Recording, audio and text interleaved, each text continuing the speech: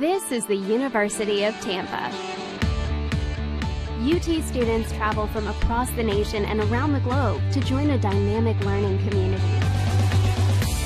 There are 150 academic programs, continuing studies for non-traditional students, and a highly ranked graduate school.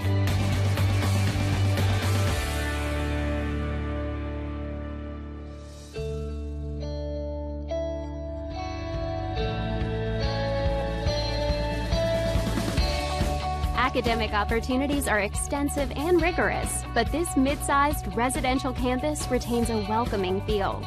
With a student-faculty ratio of 16:1, students benefit from direct interaction with expert faculty, a faculty that is passionate about teaching and mentoring.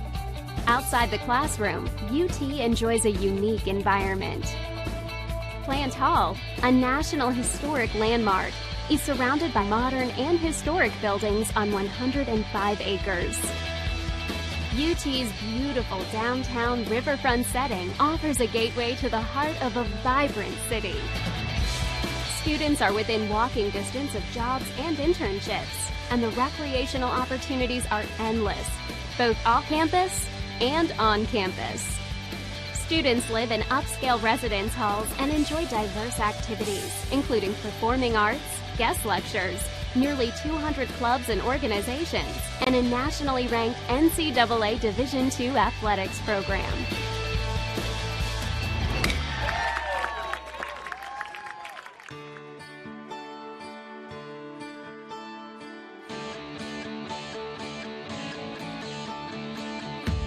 The UT experience begins with an innovative first-year program and continues with opportunities to challenge yourself in the honors program, to study abroad, to conduct research with faculty, to do an internship, to volunteer in the community, or to participate in multiple leadership programs. Explore your dreams, discover your talents, get ready to invent, innovate, and be a leader. This is the University of Tampa.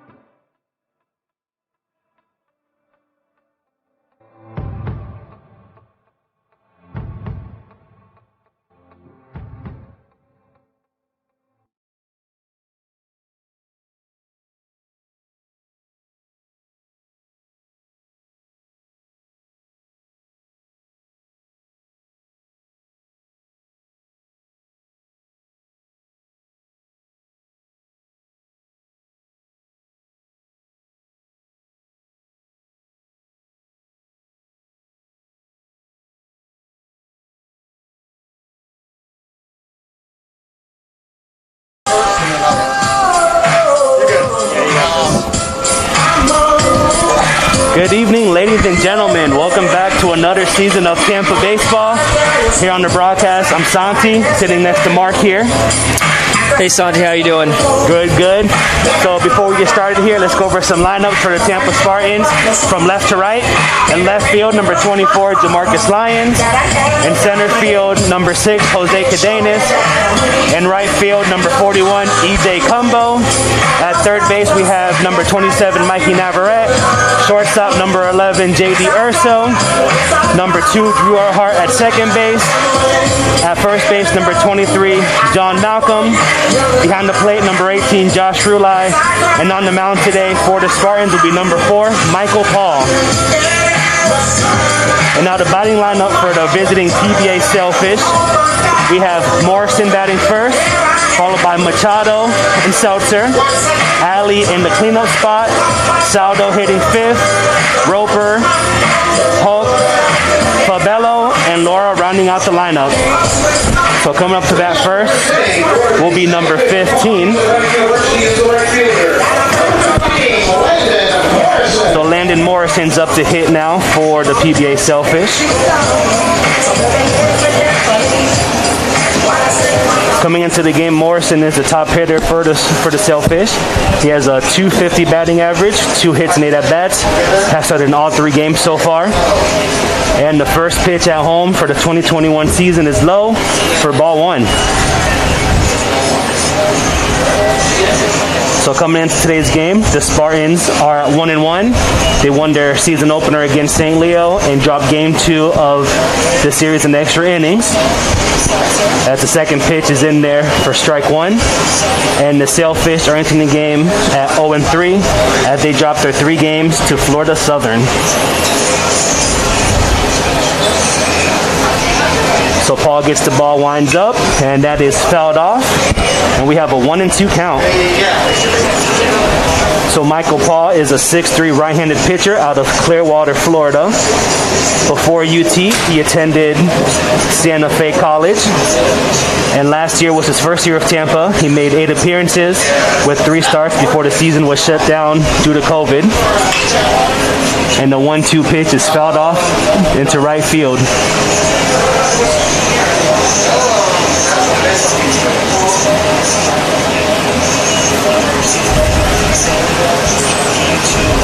So it's always a good time to have baseball back here in the Florida area. Spring training's underway. And now we have Spartan baseball back here in the heart of downtown Tampa. Yeah, Santi, beautiful day out, sunshine, breeze, probably a cool 78, I'd say. At least, and as Michael Paul blows a fastball past Morrison for the first out of the inning. Good start for the Spartans, throwing heaters. And now Raymond Machado is up to hit for the Sailfish. Raymond's at a .222 average here. You guys need roster sheets? You have them? All right, so Paul's getting his sign from Rulai, and the first pitch to Machado is in there, just a little bit low. Ball 1. So Raymond Machado is a senior out of Miami, Florida. Attended Jupiter High School. As the 1-0 pitch, he has a bunt attempt. Paul gets to it, long throw to first, and just pulls Malcolm a little bit off the bag, and that is on. He is safe at first, and we'll wait for the official scoring here. Looks like the throw was offline, so it looks like that's going to be an error. A little bobble for Michael Paul, but don't worry, he'll bounce back with this next batter. That's right. And now we have number 9 batting for the Sailfish, Brandon Seltzer, a senior out of Staten Island, New York.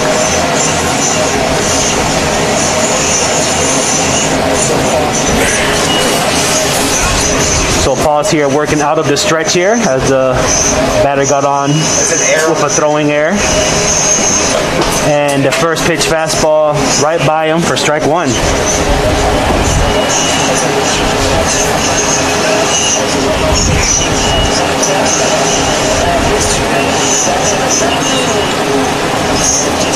All right, so now the 0-1 pitch here. Michael Paul gets his signal from Rulai. Goes with the slide step, and that looks like a little bit outside for ball 1. With a 1-1 count, with 1 out here in the top half of the first inning.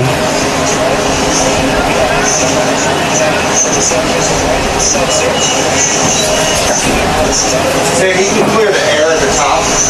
All right, and the throw over to first base. Kind of just a check on him. He's safe over there. So again, Michael Paul is his second year with his Spartans. Last year he made 8 appearances with 3 starts, going 1-0. He recorded 16 strikeouts with 2 saves, and he finished with a team low 0.44 ERA, as that is in there for strike 2 on the outside corner. Nice pitch, caught him looking. See if you can close him out here. Yeah, and then here Brandon Seltzer batting for the Sailfish. Last season, he started in all 17 games for the Sailfish and had a team-high .352 batting average and had an OPS of 1.094. Paul gets his sign, fires and delivers, just a bit high and outside for ball 2. So we have a 2-2 count here in the top half of the first. Machado over at first base, reached on an error. And Seltzer looking to do some damage, and Paul's trying to get this out here. And he takes that fastball. Ooh, there it is. Blows it right by him for the second out of the inning. And that's going to bring up the designated hitter, Trent Alley, a right-handed senior out of Charlotte, North Carolina.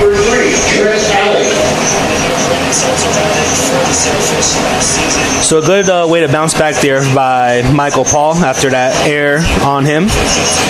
Good to see him get his composure and lock into the next batter.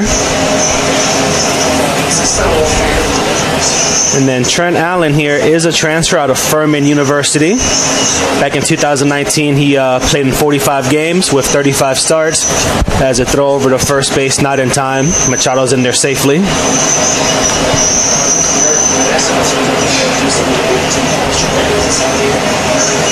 And so far in 2021, Seltzer has a .200 batting average with 2 hits and 2 base on balls. And that fastball is down the middle, swing and strike. Strike one.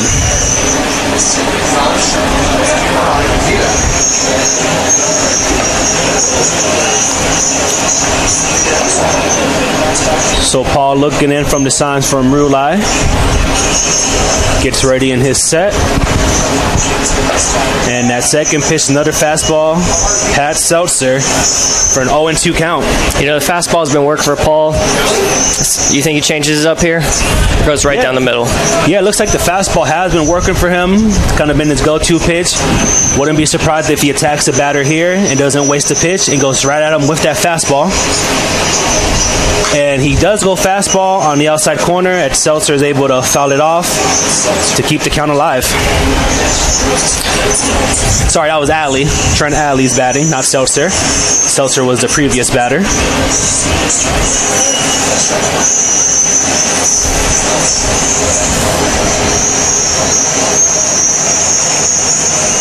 All right, the throw over to first base.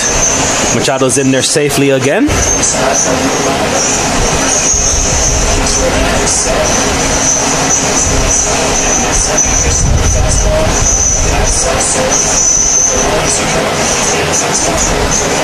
All right, the 0-2 pitch here. Ooh, high and inside for the first ball. That wasn't that bad of a pitch. It looked like the runner on first was going to run. We would have got him out at second easily.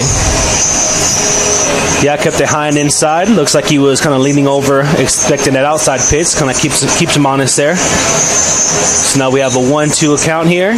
Michael Paul delivers, and that's another high and inside. Oh, let's see if I'm right. Throws it.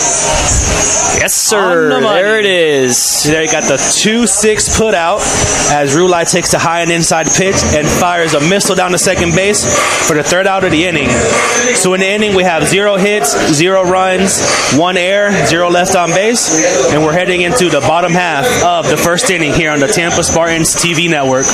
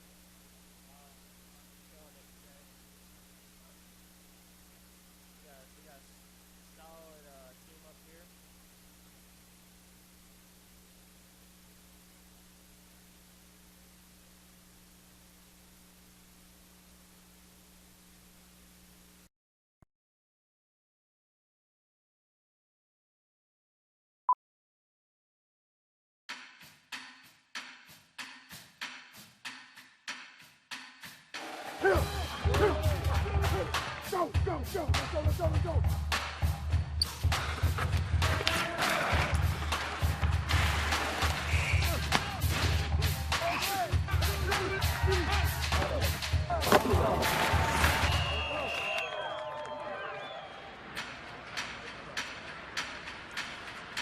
All right, we're back here at the University of Tampa baseball field in the bottom half of the first inning. If you're just tuning in, the top half, the Sailfish got one runner on base on a throwing error by the pitcher, but the inning ended as Rulai threw him out running the second. So let's meet the starting lineup for the Tampa Spartans. Batting first will be Durr. Cumbos hitting second. Drew Earhart hitting third. Jamarcus Lyon hitting in the cleanup spot. John Malcolm fifth. J.D. Urso sixth. Mikey Navarrete seventh. Josh Rulai eighth, with Jose Cadenas hitting ninth. And they will be facing left-handed pitcher for the Sailfish, number 19, Christian Denton, a left-handed pitcher out of Franklin, Tennessee.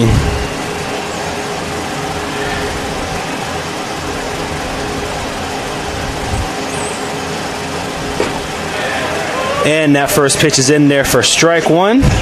Good start there from Denton. So coming into the game, Denton has one game started where he went 4 2/3, allowing 4 earned runs. As that swing is hit up the middle, right over to the shortstop. Nice play moving to his left as he's able to get Dirt out at first. A nice play there by Hulk at shortstop, moving over, getting his feet settled and making a strong throw across the diamond. For the first out of the inning, bringing up E.J. Cumbo for the Spartans.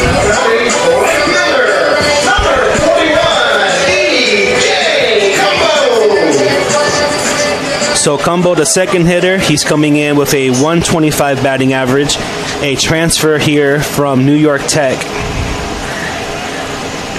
And we have this left-on-left matchup here, as the first pitch from Denton is a slow breaking ball, just a bit low and outside for ball one.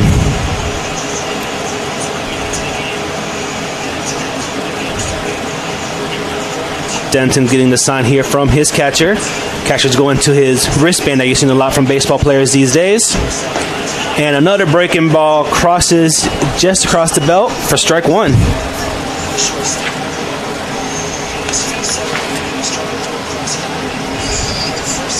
So again, Denton comes in 4 2/3 inning pitch. He does have 5 strikeouts for the Sailfish. They're Friday night, quote unquote, and there's a deep fly ball out to right field. It is carrying out, and that's a home run. Out of here!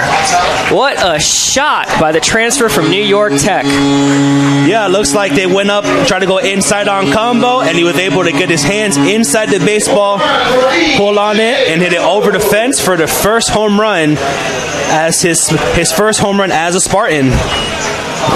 You know, Santi, before that, I was just about to say how EJ was regarded as a major hitter that was coming in as a transfer. But I was trying to get this iPad to work so bad that I almost missed it. Yeah, Cumbo, a big guy here for the Spartans, transferred from New York Tech, as we said. Unfortunately, New York Tech had to shut down their program for a couple years due to COVID. But luckily for us, we got him here. And it looks like he's making an immediate impact in his first season as a Spartan, as we have senior Drew Earhart hitting third for the Spartans.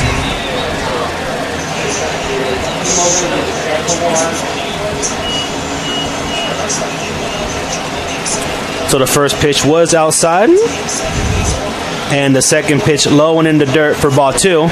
And my apologies, Earhart, a junior, since we all did get the year back due to the shortened season due to COVID. So this will be Drew Earhart's first appearance during the season. He didn't see any action during the St. Leo series, as the 2-0 pitch, fastball in the outside corner for strike one. And Earhart is a Tampa local, as he graduated from Morton High School. He's been a staple in the Spartan lineup, as he's been starting since his freshman season. Ooh, up the middle. Nice shot. Yeah, and that 2-1 pitch right up the middle for his first hit of the season. Now, Santi, as a former baseball player, you're pitching, you're in Denton's shoes, you let up a home run, then come back with 2 straight balls. Then you just let up a single up the middle. Do you feel rattled? Yeah, you might feel a little bit rattled, but of course the good part is it's still early in the game. Might be trying to get his his nerves in check. It's obviously the first start of the year against a top 5 ranked team. But I do expect to see him settle down a bit, kind of get in the zone. Obviously, whenever you give up a home run, a little bit of rattleness going on there. But we'll see how he bounces back after that single. As he goes on the outside corner with Lyons swinging at it.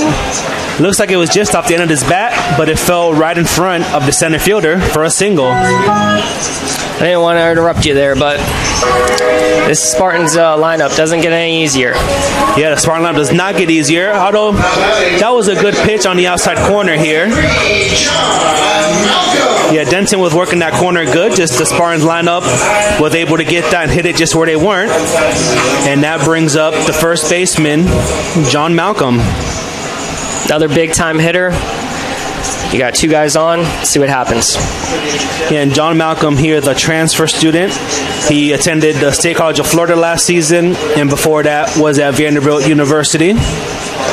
As that first off-speed pitch is high for ball 1. John Malcolm, a sophomore out of Detroit, Michigan. He was named a 2017 Perfect Game All-American. And last year at the State College of Florida, he led the Manatees with 5 home runs and 25 RBI before the season was cut short due to COVID-19, 27 games in. And that 0-1 pitch, Malcolm able to step back on it. Looks like Coach Urso sending him. We're going to have a play at the plate. No, he's going to be safe. Yep, Coach Urso aggressive over at third base. Had Earhart going the whole way. And a small bobble out in center field caused no throw, but it looks like Earhart was going to beat that throw. And we have 2 on base with 1 out. And the score is currently 2-0 in favor of the Spartans, as we are going to have a mound visit from the Sailfish coach.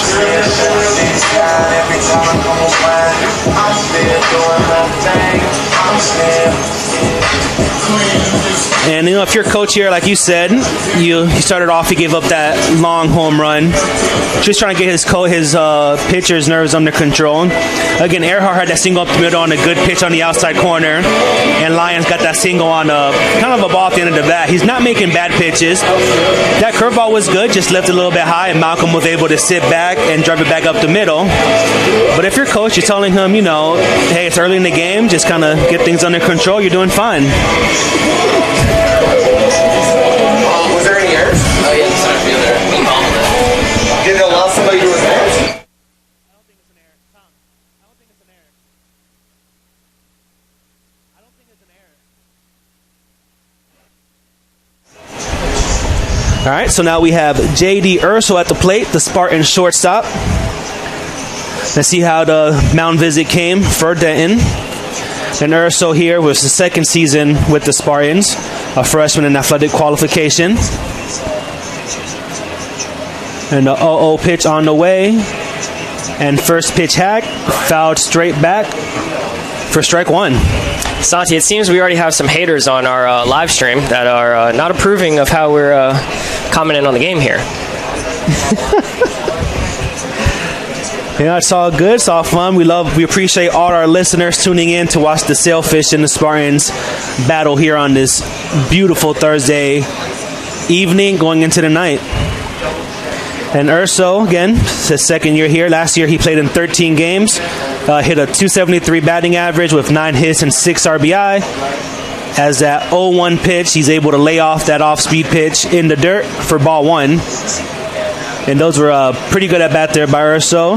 That pitch kind of started off in the strike zone, kept dropping on them, but showed great plate discipline by letting that one go for ball 1. And again, out in the field, we have Lyons over at second base, Malcolm over at first base after they both hit singles up the middle into center field.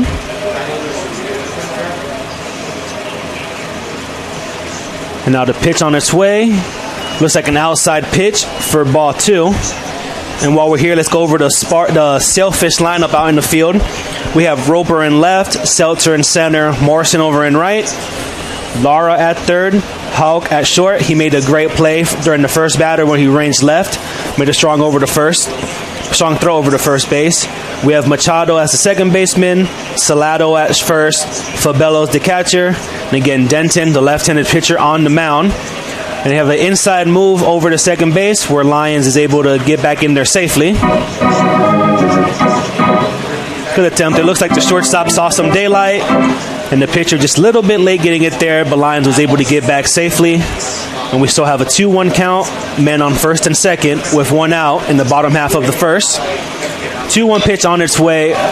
Urshel kind of hits it inside out over to right field. Long run for the right fielder. Ooh, what a snag. And he is able to make the long run into foul territory for the second out of the inning. That's good play by PBA. Running over, making a catch. Trying to get some life into their team. Yeah, Morrison went a long run. Looks, if you can see on the broadcast, he's over there, was kind of lined up with the Jersey Mike sign over in right field. Had a sprint maybe about 90 to 100 feet into foul territory to make that catch on the run. Not the easiest play in the world, but great effort there. Is able to get it for the second out of the inning. And with 2 outs, third baseman Mikey Navarrete is up to hit.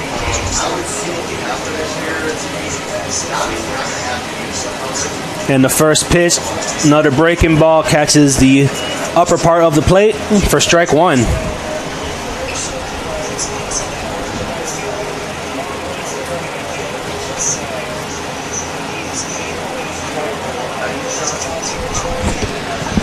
All right, and then Mikey Navarrete here, the third baseman for the Spartans. And that 0-1 pitch, another breaking ball in the outside corner for strike two. Navarrete's a senior out of Miami, Florida. Attended Christopher Columbus High School and transferred to UT out of Santa Fe College. Last year, played in 21 games with a .269 batting average. And he scored 9 runs, recorded 14 defensive putouts. And the 0-2 pitch on its way. Fastball in the inside corner, fouled off by Navarrete to keep the count at 0-2.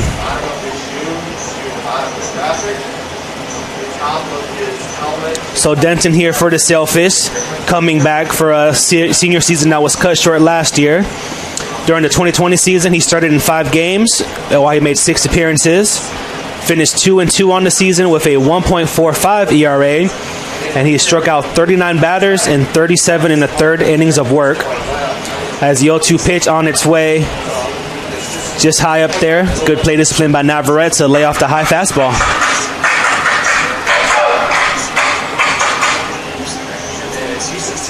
Then last year for the Sailfish,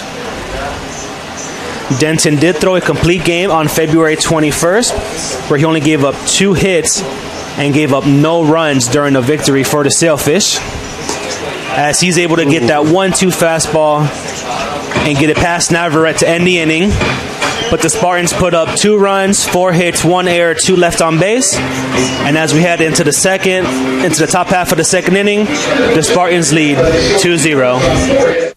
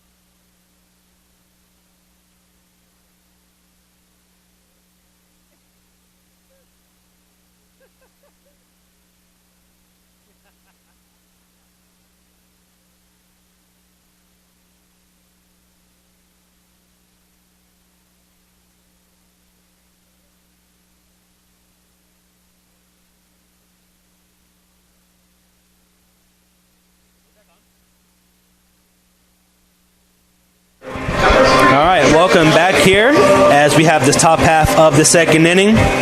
Due up for the Sailfish will be Ali. He was at bat last inning before Machado was thrown out trying to steal second base. Salado, and followed by Roper. And the first pitch fastball is popped out into shallow right field. Earhart ranging out. Makes the play in shallow right field for the first out of the inning. A lot of hit balls going to that right field today. A lot of good plays being made. Yeah, a lot of, like you said, looks like the pitchers are trying to work that outside corner early on, and the hitters are, hitting it where it's pitched to the outside corner, but, the right side of the field so far between the right fielder for PBA, second base here for Tampa. You've seen two good defensive plays to record some outs. And that brings up number 25, Sebastian Salado, for the Sailfish. Salado, a senior out of Santo Domingo, Dominican Republic. And that first pitch is in there for strike one.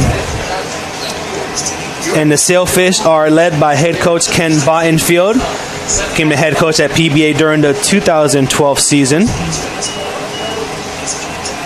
As the 0-1 pitch from Paul is just outside for ball one.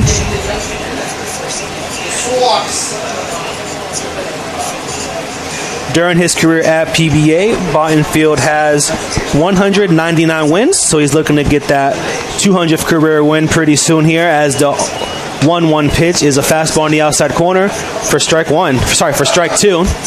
And we have a 1-2 count here on Salado.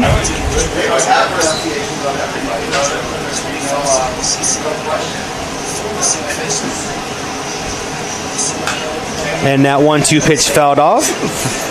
We'll keep a 1-2 count. Salado has appeared in 2 games this year for the Sailfish. He's looking to record his first hit of the season.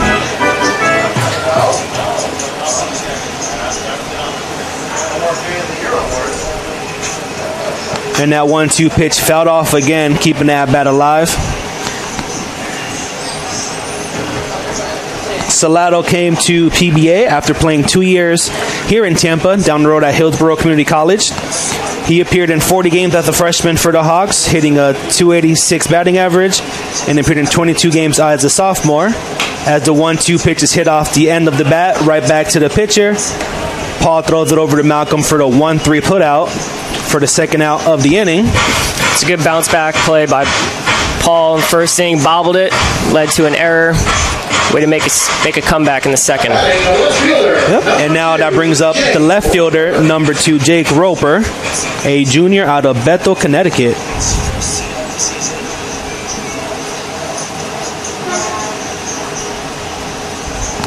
Then Roper stands here to 0-0 count with 2 outs. And Roper is a transfer here for the Sailfish, as he comes from Palm Beach State College over to West Palm Beach. At Palm Beach State, at the first pitch is fouled off. He played in 21 games, where he recorded 15 hits and 2 home runs.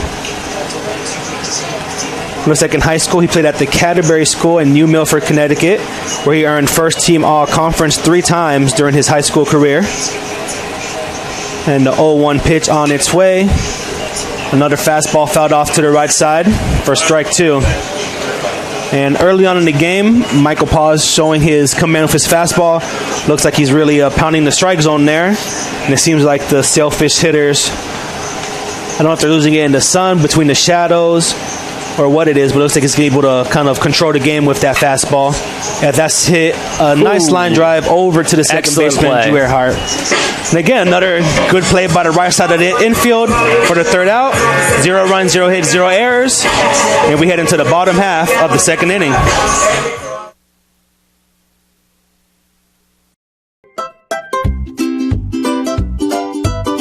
What do you get when you take your favorite food and stuff it inside a pocket of homemade dough?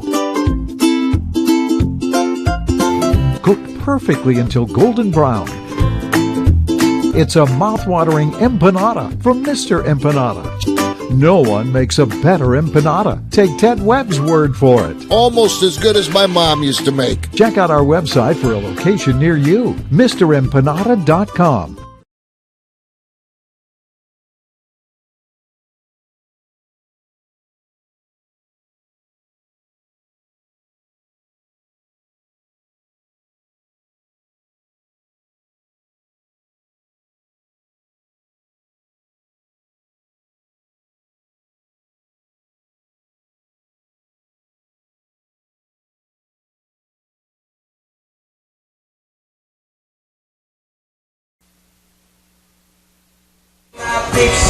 And welcome back here to the UT baseball field. We're here in the bottom half of the second inning between game one of a 3-game series between the University of Tampa Spartans and the Palm Beach Atlantic University Sailfish. If you're just tuning in the first inning, the Spartans were able to put up 2 runs on 4 hits. As what we have due up for the Spartans will be Josh Rulai, Jose Cadenas, and Nick Durr.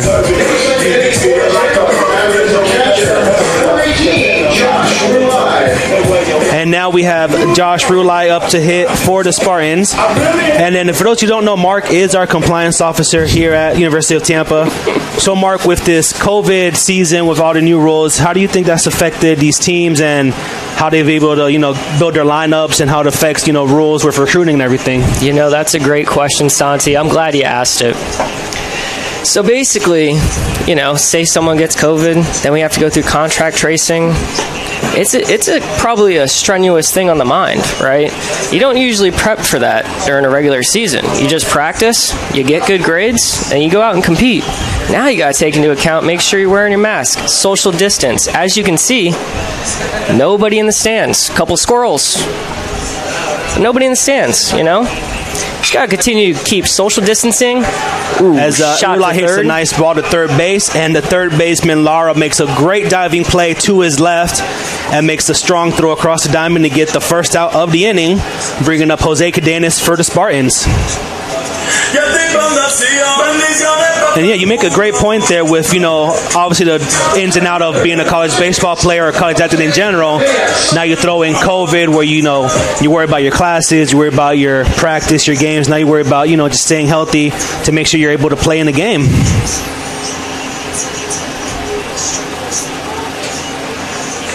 And, of course, like you mentioned, no fans in the stadium. Mm-hmm. Obviously, we'd love to have our fans here. The conference made a rule where, no fans. And, of course, we know we'd love to have you all in the stadium, but it's better to have, better have games going on than no games going on at all. So, thankfully, we're able to bring the games to you on this broadcast throughout the entire season. And, thankfully, we're getting some baseball played here on this beautiful Thursday night. As the 0-1 pitch is just low for ball 1. Yeah, and you got to think, we're coming into spring. No games in fall. Usually you have a couple scrimmages, get warm up. They're going right into it. Long layoff since last year. Yep, and that 1-1 pitch is outside for ball 2.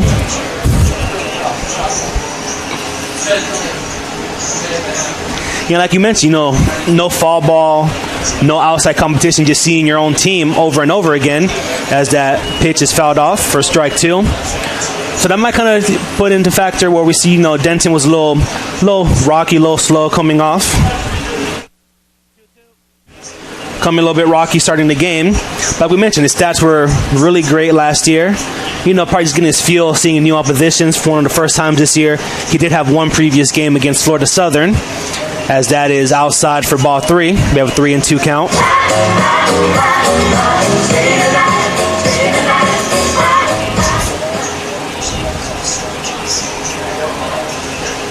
On the Sailfish here. The 3-2 pitch on its way. And that is outside for ball 4. And now we'll turn the lineup back over to the leadoff man, Nick Durr. He's 0 for 1 today. His first at bat, he hit a chopper up the middle, but the shortstop made a fantastic play, ranges to his left, and made a beautiful throw over to first base to retire Durr in the first inning. And then just talking about the preseason poll, Tampa was selected to win the conference championship, and Palm Beach Atlantic was voted 7th in the coach's preseason poll. As the first pitch on its way is low for ball 1.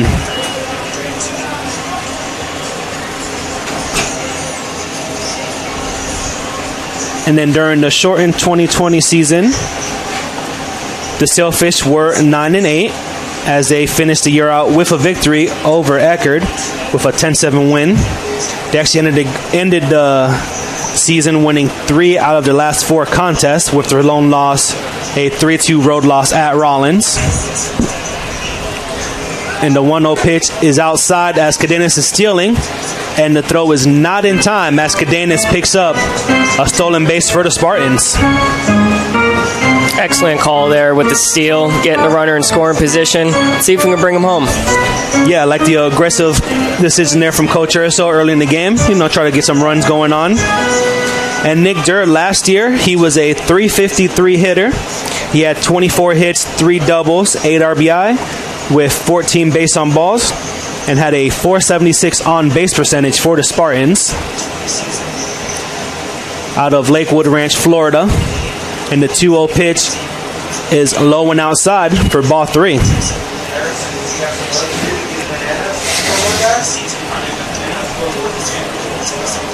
And one thing I've noticed here about the Spartans so far, obviously it's early in the season. They're probably anxious to get back on the field, but they have been very patient at the plate. They haven't been chasing too many bad pitches. Usually early, you're anxious trying to get some at-bats out of the way, but there's good plate discipline out there for Tampa, as that 3-1 pitch is in there for the first strike of the at-bat. Yeah, and I agree. Being calm and cool at the plate really is going to help you either get the walk or get the hit. As Billy Bean says, he likes them because they get on base a lot. That's right, you got to get on base. If he doesn't get on base, doesn't want him. Exactly. And that 3-1 pitch swung on and fouled off for strike 2. And for those of you following with the basketball season, the Sunshine State Conference did announce their seedings for the conference tournament. Over on the women's side, the Spartan women earned the 3 seed and they'll open up against Florida Southern.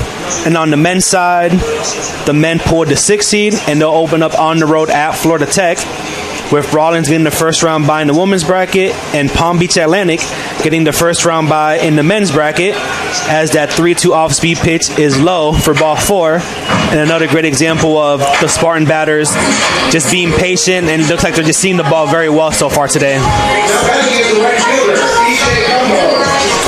And then for those who can't see it quite yet, there is no action over in the Sailfish bullpen. Looks like Coach Bottenfield really trusts his ace here. Like we mentioned, he hasn't been making bad pitches. Just, Spartans have gotten some off the end of the bat hits, a couple of good plate appearances, and then, of course, E.J. Cumbo hit a first-inning home run to right field to put the Spartans on the board.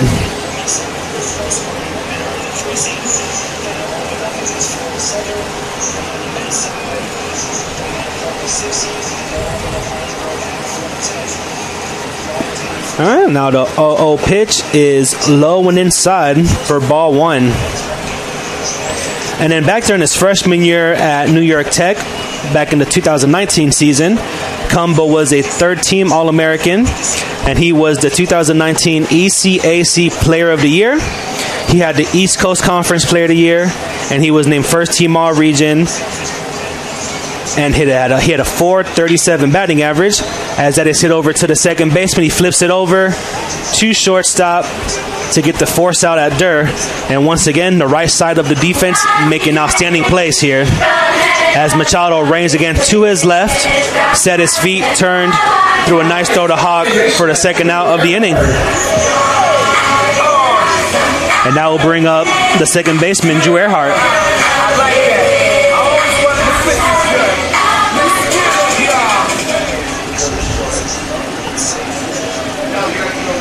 All right, now Earhart's up to hit. He had a single his first at bat, so he is 1 for 1.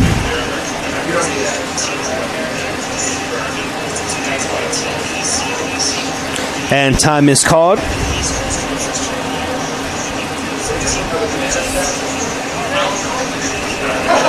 So back in the first inning, as we mentioned, Earhart had a single. It looks like they were supposed to do a pitch out, but it looks like it caught just enough of the plate where Earhart swung, hit a ground ball over to the third baseman, and he is out 5-3. And that is no runs here in the inning as we enter the top of the third, 2-0 Spartans.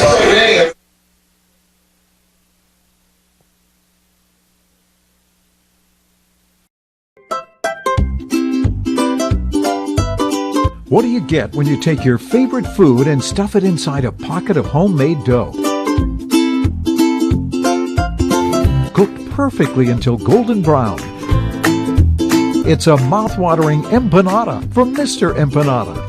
No one makes a better empanada. Take Ted Webb's word for it. Almost as good as my mom used to make. Check out our website for a location near you, MrEmpanada.com.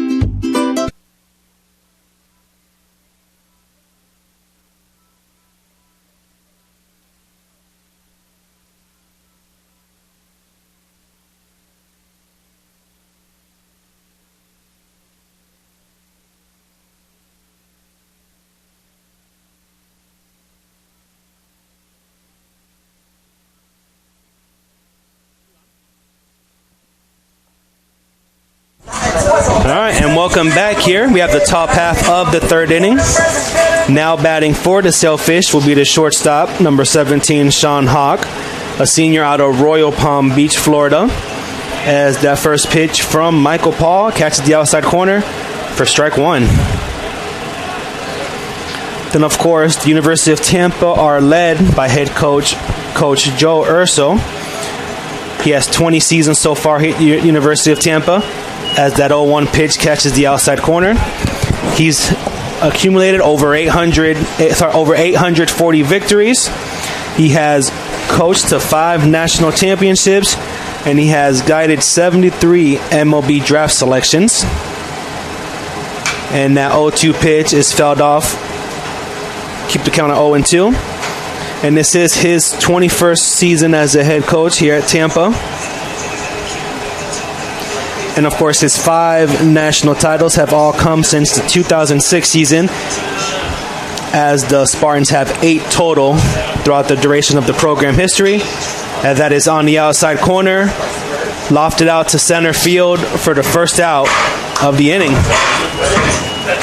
And now we'll bring up number 12, Robert Fabello, the catcher for the Sailfish.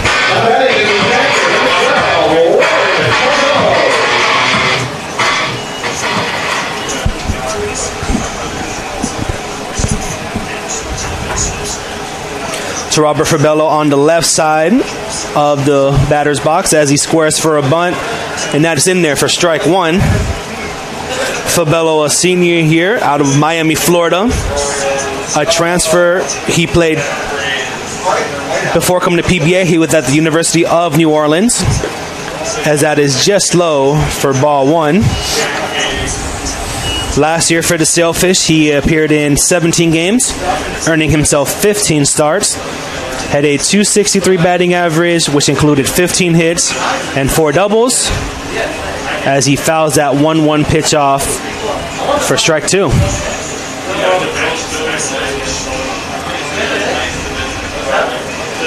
Then it looks like Michael Paul has really found himself a groove here into the game. Look like he's attacking those PBA hitters, as that is hit out into the left center field gap. Looks like Lyons has a read on it, gets under it, catches it. Out number 2. Excellent back-to-back outs from our outfielders. Yeah, great defensive play all around here for the Spartans. As that brings up number 18, Carlos Lara, another athlete out of Miami, Florida for the Sailfish. Obviously, you're a team from South Florida. You expect a lot of South Florida connections to play at your school. Just makes sense. Absolutely. A lot of Palm Beach State transfers on this Palm Beach. light up. And then that is just low for ball 1. And of course, the state of Florida just has tremendous athletes from the north of the state all the way down south. No shortage of talent within the state. So of course, when you're a school able to recruit the South Florida area, the Central Florida area, it's always a great time, as that 1-0 pitch just misses for ball 2. Yeah, when you look at a lot of the Sunshine State Conference schools, you don't see too many guys who don't come from Florida. But of course, when you bring someone in from out of state, they've got to be a special player, such as the PBA pitch who comes from Tennessee. And that is low for ball 3. And of course, Cumbo, the New York native, coming down to Florida. And of course, if you're an athlete from outside of the state and a school from Florida wants to bring you in, you have a hard time saying no with the beautiful weather all the time. Beautiful weather. You got the beaches. You got amusement parks. It's all here, you know? Yeah, everything you need. If you want to go to the beach, no matter what school, you're probably never more than an hour or two from the beach. Not many negatives playing at any Florida institution in this conference. And that 3-1's hit up the middle. Let's see if we can make a play there. Gets to his knees. Big play. Oh, the long throw across the diamond. Forder out. And once again, a great defensive play from both teams as J.D. Urso steals the hit. And no runs, no hits, no errors. We head into the bottom half of the 3rd inning. Spartans still lead 2-0.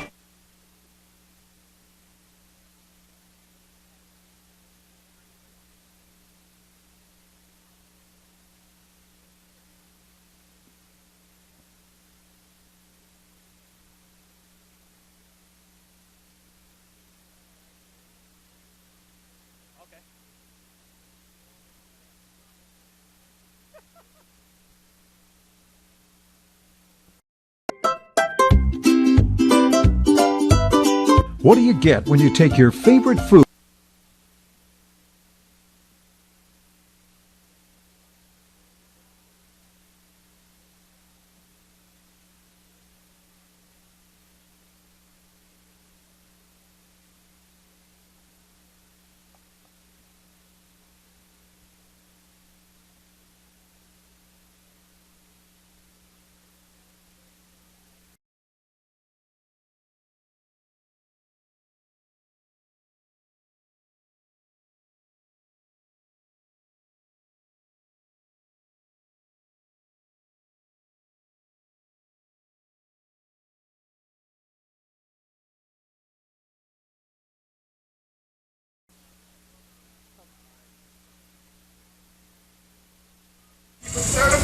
All right, welcome back here as we're here in the bottom half of the 3rd inning.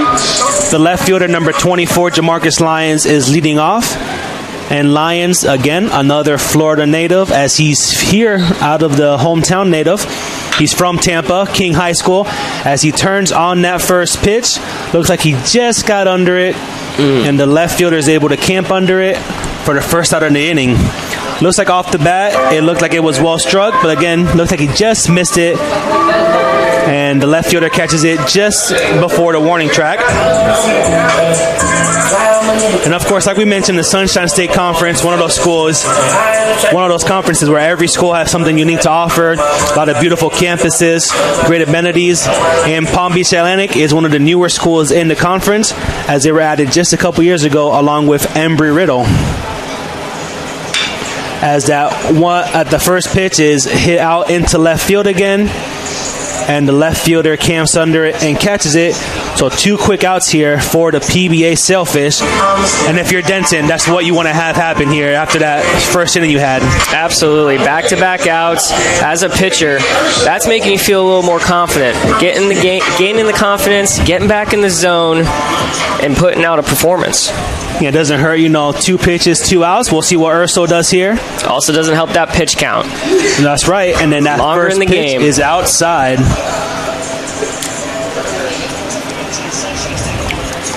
Now we have a 1-0 pitch here on the way from Denton. And Urso swings at it, and he's lofting it out into right field as the right fielder Morrison camps under it, catches it, and a quick inning for Denton. 4 pitches, 3 outs, no runs, no hits, no errors, no one left on base. And as we head into the 4th inning, we have a 2-0 game in favor of the Spartans.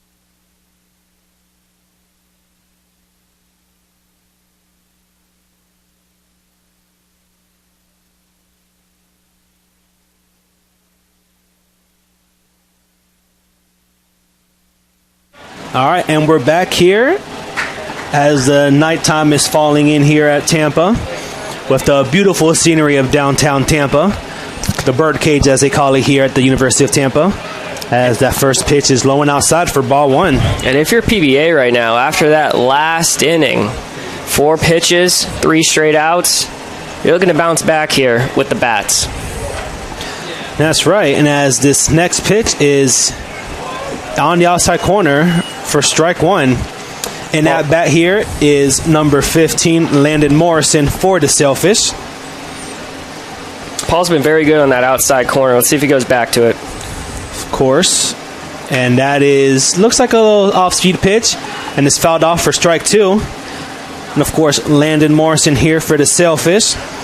He actually, during the fall 2020 season, during the fall 2020 semester, he made the president's list, which means he was a 4.0 student for the Sailfish. So obviously Morrison, a great athlete on the field, and of course off the field with that perfect grade point average. And that is hit over to the second baseman as Paul reaches over. Nice play. And he's there for the first out of the inning as that ball got just past Malcolm. But of course, with no games going on in the fall, you have a lot of time to practice those PFPs. Absolutely. And it paid off there as Paul was able to cover second base, and Earhart threw a great throw to lead them to the bag. And now that brings up number 11, Ramon Machado, the second baseman, as he reached on an error in the first inning. He bunted one back up to the pitcher.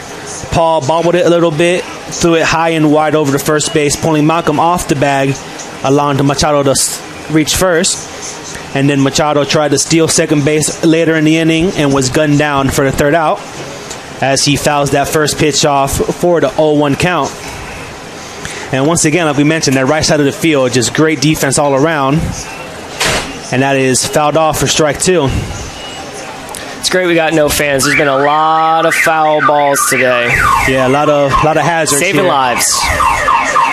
And of course, with a lot of balls going out into right field, you can tell that both pitching staffs and both pitchers are working those outside corners and doing it effectively. And of course, these hitters are also doing a good job hitting it where it's pitched, just not quite finding the holes just yet. Or, they're finding holes, just a lot of great defensive plays from both sides. Absolutely. Big defensive day for both teams. And we have a 1-2 count here. Paul in the windup. And the off-speed pitch as he pops it up in the infield. J.D. Urso calls off Earhart, and he camps under it, catches it. Out number 2.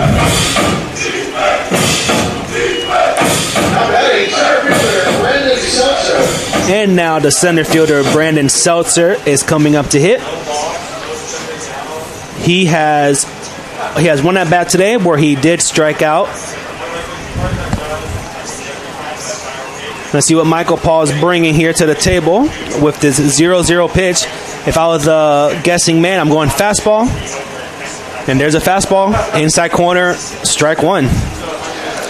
When you got the fastball going, harder to go away from it. Right, if it's working, if it ain't broke, don't fix it. Exactly. Just ask David Price. Go-to fastball guy.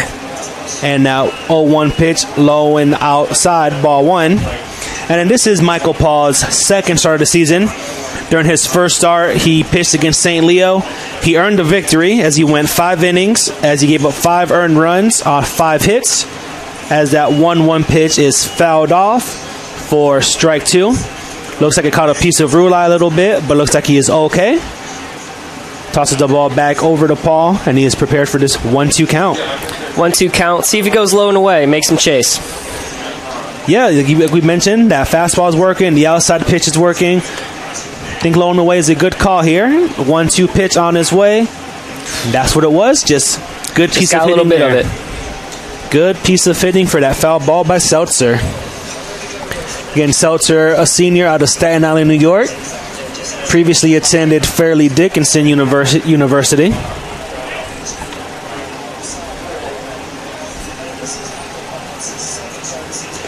And that 1-2 pitch off speed, low and away.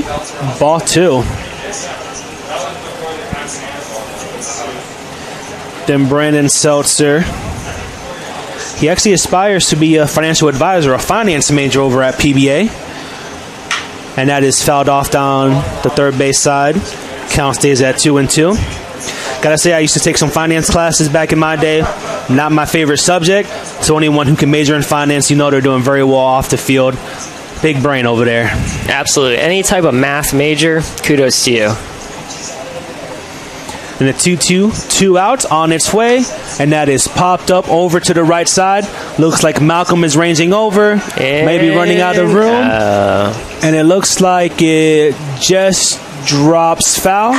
And we have a 2-2 count. Looks like a tough play for Malcolm. Couldn't quite see it. Looks like he had to go behind the dugout. And it may have nicked the net on that side. Yeah, I believe it hit the net. And he ran out of room. So would have been a heck of a play if it didn't hit the net.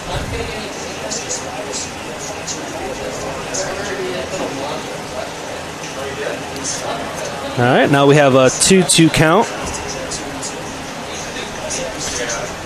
And that is grounded over to the third baseman, Navarrete, as he scoops it up. The throw over to first base in time as Malcolm stretches, catches it for the third out. And 0 runs, 0 hits, 0 errors. Heading into the bottom half of the fourth inning, Spartans lead 2-0.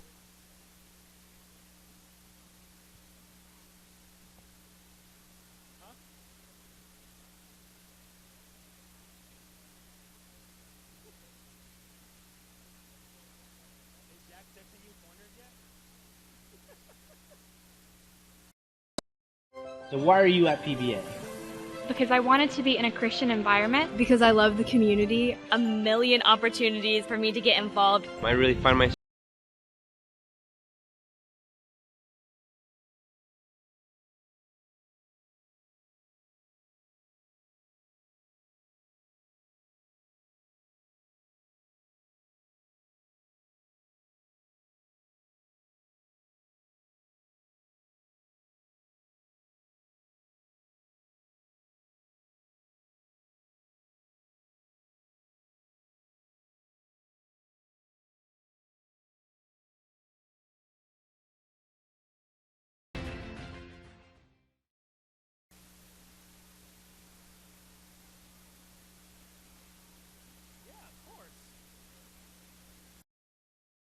So why are you at PBA?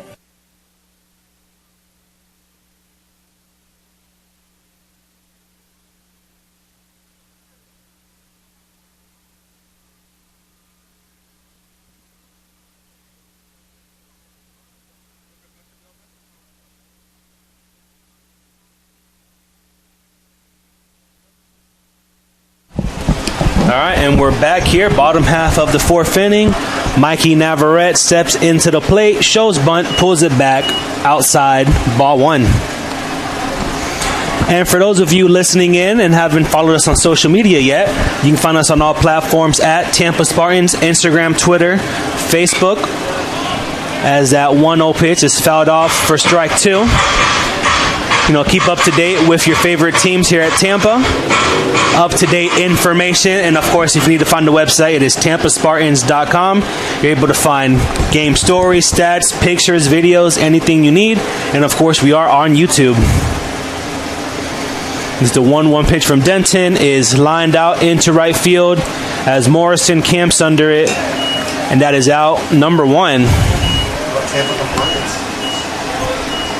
And of course, if you want to stay up to date about NCAA rules, make sure you follow Tampa Compliance on Twitter.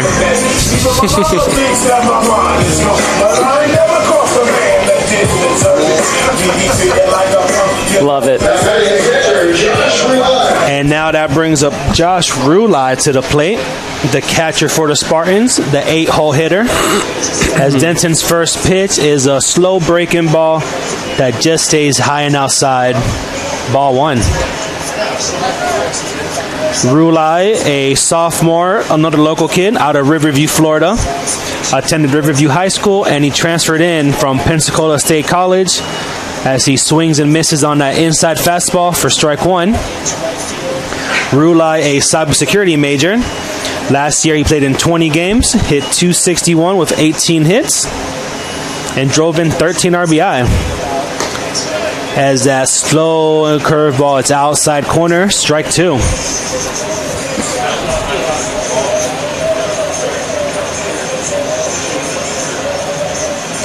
Rulai played in the local Saladino tournament back in his high school days, where he was named the Saladino Tournament Pop Cuesta Best Defensive Player Award, and he helped Riverview High School win the district championship as he fouled off that 1-2 pitch to stay alive.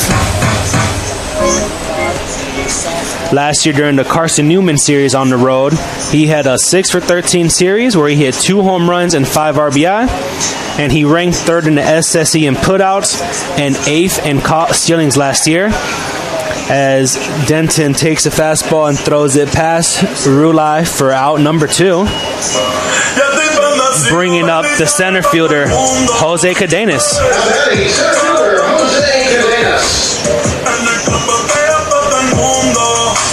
Cadenas, another local kid from Tampa.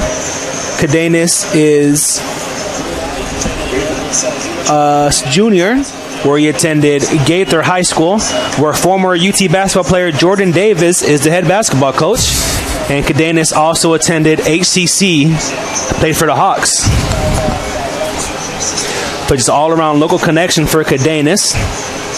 As the 1-0 pitch on its way is on the outside corner for strike 1.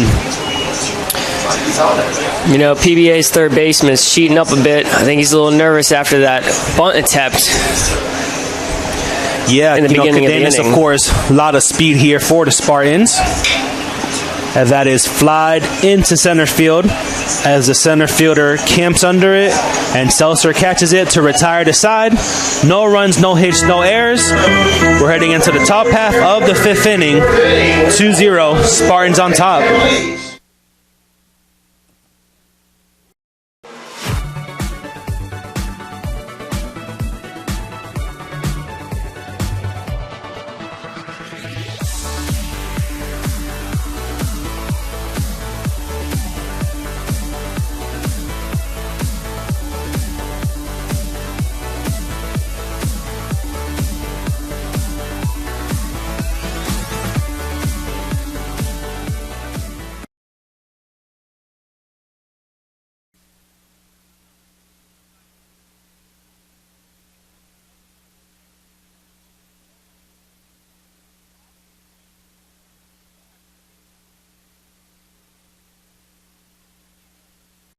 At Jimmy John's, we're freaks about best-in-class ingredients, so it's no wonder we announced our new 9-grain wheat sub in the middle of a wheat field.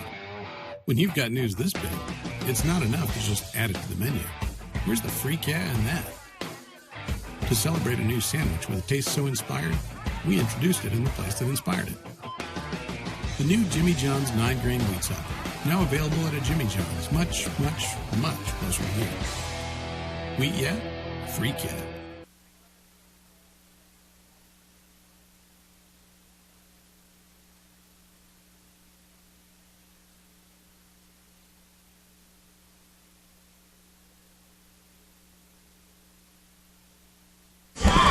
All right, now we're back here for the top half of the 5th inning. You know, we're halfway there, as the song over the speakers is saying, as we have Trent Alley, the DH, leading off for the Sailfish, as that first pitch is in there on the outside corner, strike 1. Still wheeling and dealing. 5 innings later. That's what we like to see out of him. All right, Michael Paul takes that 0-1 pitch, another fastball, fouled off for strike 2. Another 0-2 count. You know what I'm about to say? Low and away. Let's see if we goes here. Looks like Coach Sam Militello and Michael Paul have just been attacking these PBA hitters, trusting his stuff. There's the 0-2 pitch, low and away, just a little bit too outside for ball 1. All right, 1-2 pitch here on Trent Alley, who was 0 for 1 today. And the 1-2 pitch got him swinging and missed for out number 1 as the Spartans throw it around the horn, bringing up number 25, Sebastian Salado, for the Sailfish.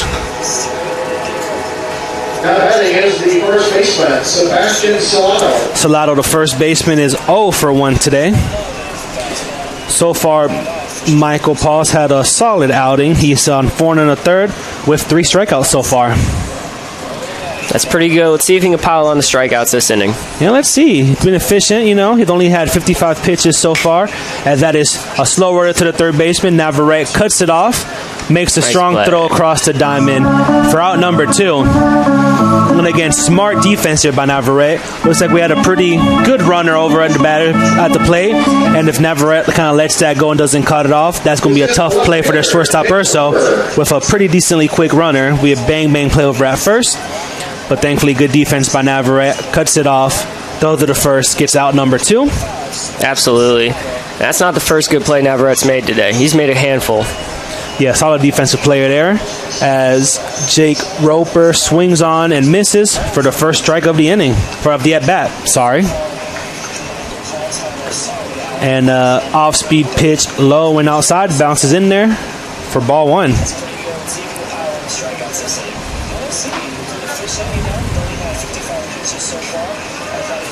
The 1-1 pitch on its way. Fastball on the inside underneath his hands. Swung on and missed. Strike 2.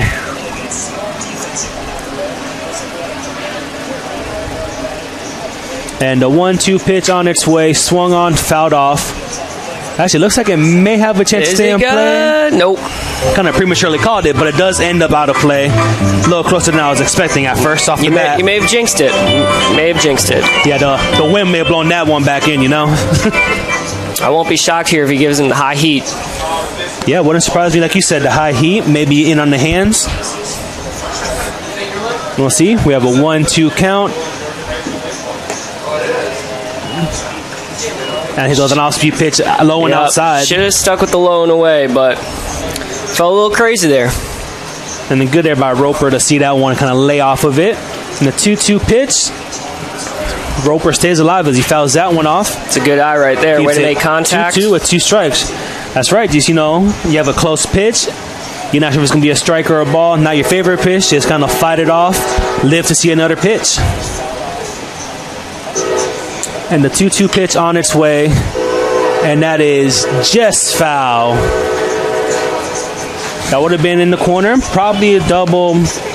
Don't know if we'll see a triple there, but it would at least a double. At least a double. May have been a triple. Yeah, depending on how it is. The ball was hit pretty fairly, struck pretty good. And Lyons was able to get there pretty quick, but nonetheless, it went to left of the bag, foul ball, back to a 2-2 count as Paul gets the sign from Rulai, and Roper calls timeout.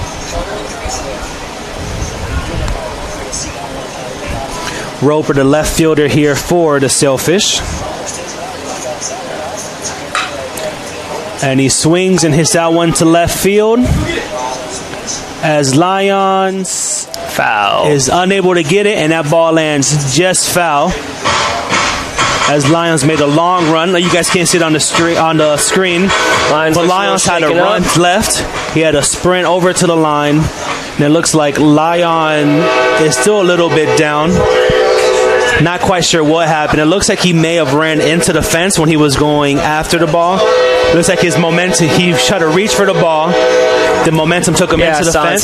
Definitely trying to make an excellent play out there. May have caught the fence, but now we have head trainer, the GOAT, Scott Bricken, going out to check on him. Yeah, Brickett, longtime head athletic trainer here at Tampa. And we'll be right back here as they take on Jamarcus Lyons out in left field.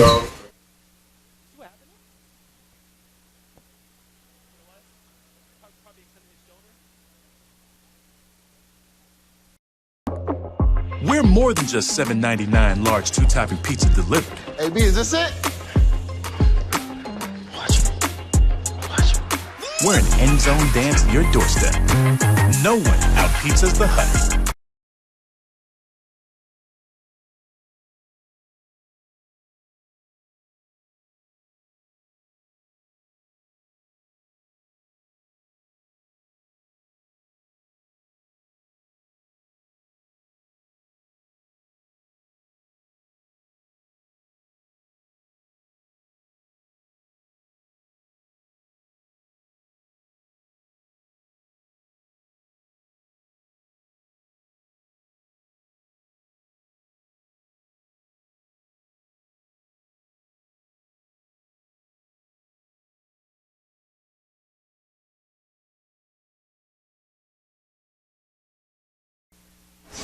All right, and we're back here. Lyon stays in the game. Thankfully, head trainer Brickett was able to get him as that 2-2 pitch is swung on, check swing. He went, curveball in the dirt. Rulai scoops it, tags the runner out number 3.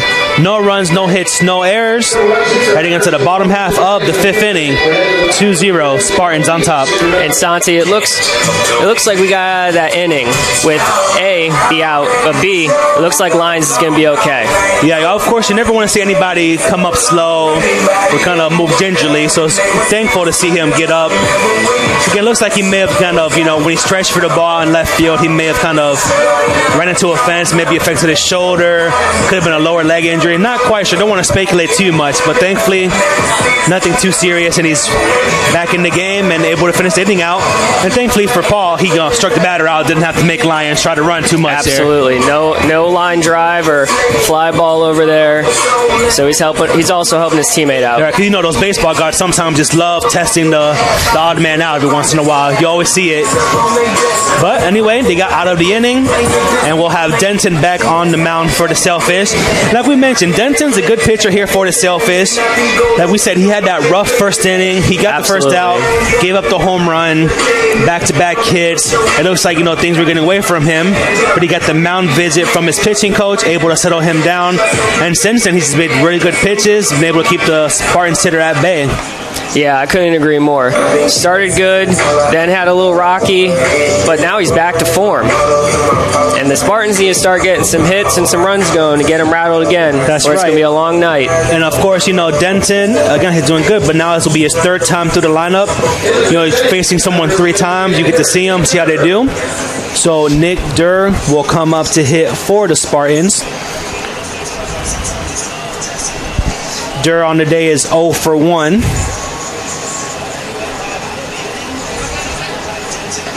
As that slow hanging curveball's in there for strike 1. So Durr grounded out in the 1st inning, and he reached on a base on balls back in the 2nd inning, and hitting here in the 5th. And that is a ball outside, ball 1.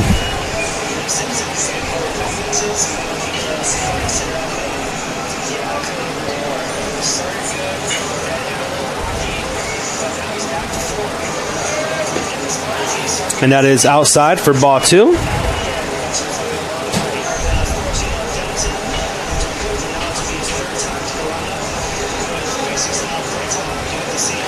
And this 2-1 pitch is in there for strike 2. Like we mentioned, Denton did settle down. He actually has retired 8 batters in a row against the Spartans. So we'll see if Durr can break that up or if Denton continues dealing and get these outs. And that is inside for ball 3. That was a close one. Almost clipped him. You almost clipped him. Of course, you're not mad at it. You always have to work that inside corner. You don't want the hitters getting too comfortable and lean over the plate. But, of course, you rather hit the inside corner and get that strike. But that's all right. Kept him honest. As he tips that one, it looks like it catches the catch a little bit. Let's say cut him in the leg. He'll walk that off. As the home plate umpire will, walk the ball to the pitcher and give the catcher some time to shake that one off. It's never a good feeling getting a foul ball taken off, your skin. Yeah, I mean, catcher, dangerous spot down there. You gotta look for the ball, the ball off the bat. Yeah, a lot of variables. Ball off the dirt. Gotta be well aware to play catcher. Definitely gotta be a tough one back there. Shout out to those catchers out there. Yeah, tough catchers out there. You love a catcher. I believe Nolan used to be a catcher. Shout out Nolan. Shout out our equipment manager, Nolan. These white uniforms today are looking nice. And as a former catcher, he knows that tough stuff. As Nick Durr takes that ball forward and he gets on base.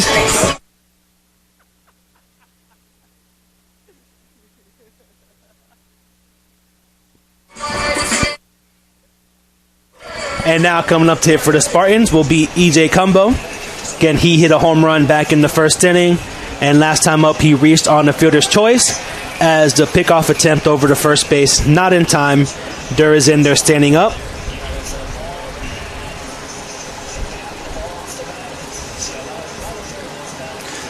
All right, so 0-0 count here on Cumbo in the bottom half of the fifth inning. Runner on first, no outs.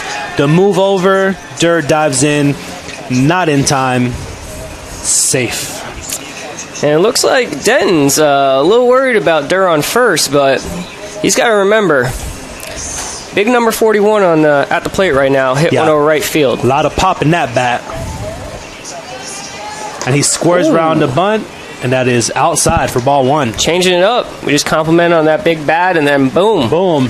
Hits us with a bunt attempt. All-around player. Got the power, but also unselfish, willing to sacrifice himself for his teammate. You love to see it. Love a good team player. If he Nice bunt. He's looking safe. Is he safe? And he is excellent play. What a perfectly located bunt. He was able to take that fastball. Also, with a left-handed pitcher, he's falling over to the third base side. He pulled it just between the first and second baseman, forcing the first base to make a decision. And with the pitcher falling off to the third base side, with the first baseman moving over, there's no chance you're getting a speedy combo on a bunt like that. You can't execute a better bunt than that. Big league type bunt. You gotta love it. Just perfectly placed bunt. And with that brings up Drew Earhart, the number 3 hitter, the second baseman, the Tampa, Florida, Wharton High School native. As he takes that, calls a timeout, 0-0 count. And like we mentioned, the power of the bat, hit a home run in the first inning, and then just able to play some small ball, just a perfectly placed bunt. Just an all-around athlete here for Tampa here.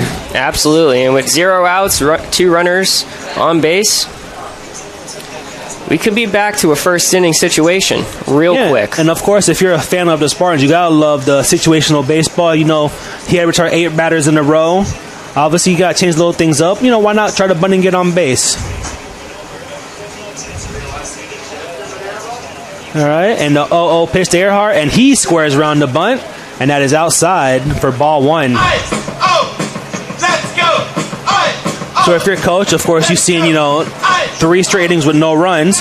You have runners on first and second, nobody out. Your 3-hole hitter up, 4 and 5 following. Both of them have hits.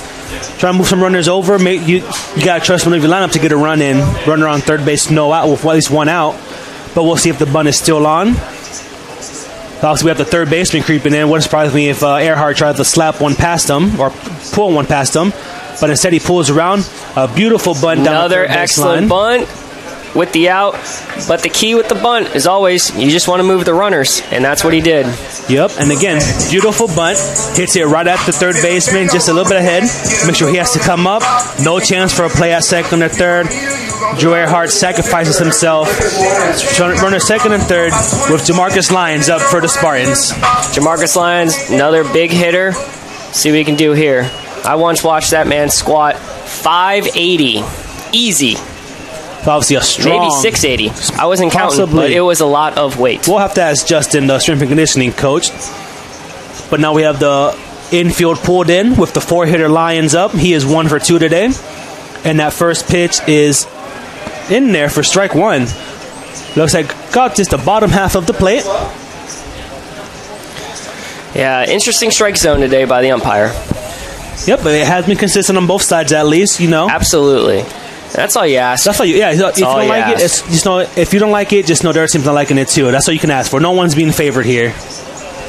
And the 0-1 pitch on its way, and he slaps it over to the first baseman. Oh, now we're in a pickle. We're in a pickle. What do we do here? 5. And that ball hit over to the first baseman. And again, look who makes a play. The right side of the defense. He gets it. Obviously, early in the season, you get a ball hit to you. Sometimes you want to panic. You try to move things too fast. But the first baseman kept things under control. Made a great throw to the catcher. They got the rundown, got Durr out for the second out of the inning. And if you're the Sailfish, that's all you can ask for there. Absolutely. And like you said earlier, you've had a lot of time to practice things that you normally don't practice, and that's one of them. So definitely good to see Salado kind of stay composed there. And that brings up the first baseman, John Malcolm, with 2 outs. Runner on second and third. And, of course, with that rundown, shortstop moved over to third. Second baseman was over back at first. Lions did take second base on that fielder's choice. So we still have men on second and third with 2 outs now. And a big hack on that curveball by Malcolm for strike 1. Malcolm was looking fence there. Bases clearing fence. And see John if he can make Malcolm some contact. was actually the first player of the week this year for the Spartans. John Malcolm hit a home run, had 6 RBI in the series against St. Leo. So a strong first week here as a Tampa Spartan, earning the Offensive Player of the Week. And, of course, Jordan Leisure won the Conference Pitcher of the Week as he takes that right fastball and drives it right back up the middle. That's 2 runs for the Spartans. And a great piece of hitting there by Malcolm. That first pitch, he got a curveball. Looks like he kind of overswung, tried to do some damage. Looks like they came back with a curveball. Stayed within himself, stayed back on it. Just drove it back up the middle. 2 RBI there for Malcolm for his second hit of the game. For a guy that definitely swung super hard for the fence in the last one, excellent play up the middle by him. Just adding on some more ribbies on the season. That's all you can ask for, just a nice RBI. And actually, that is now Malcolm's 3rd RBI of the game, so he has driven in 3 of the 4 runs. And, of course, the 4th RBI came on the combo home run, second batter of the inning. And that brings up J.D. Urso, as that is a fastball on the inside corner, strike 1.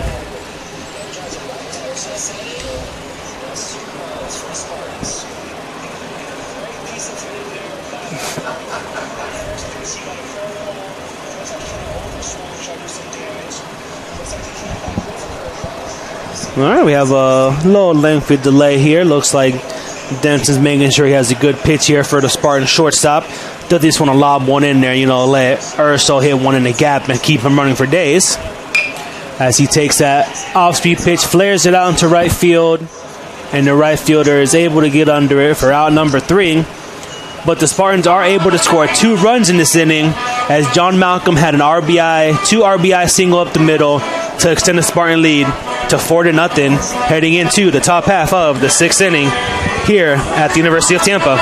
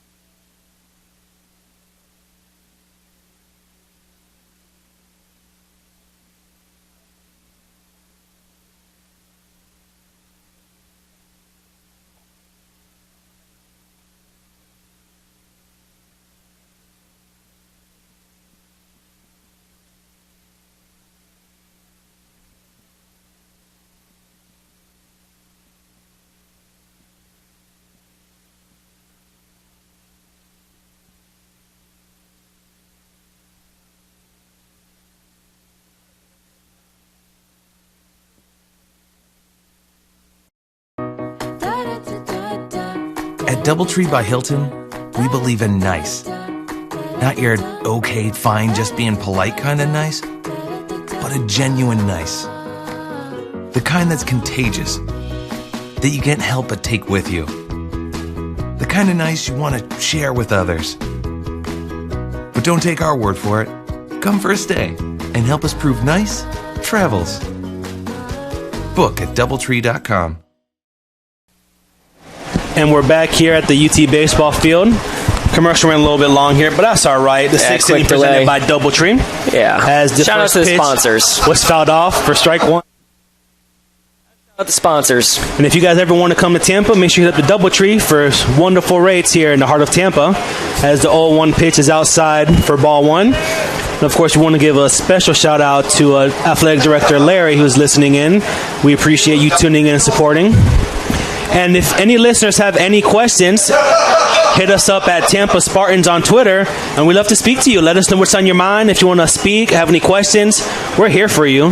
As the 1-1 pitch is fouled off for strike two.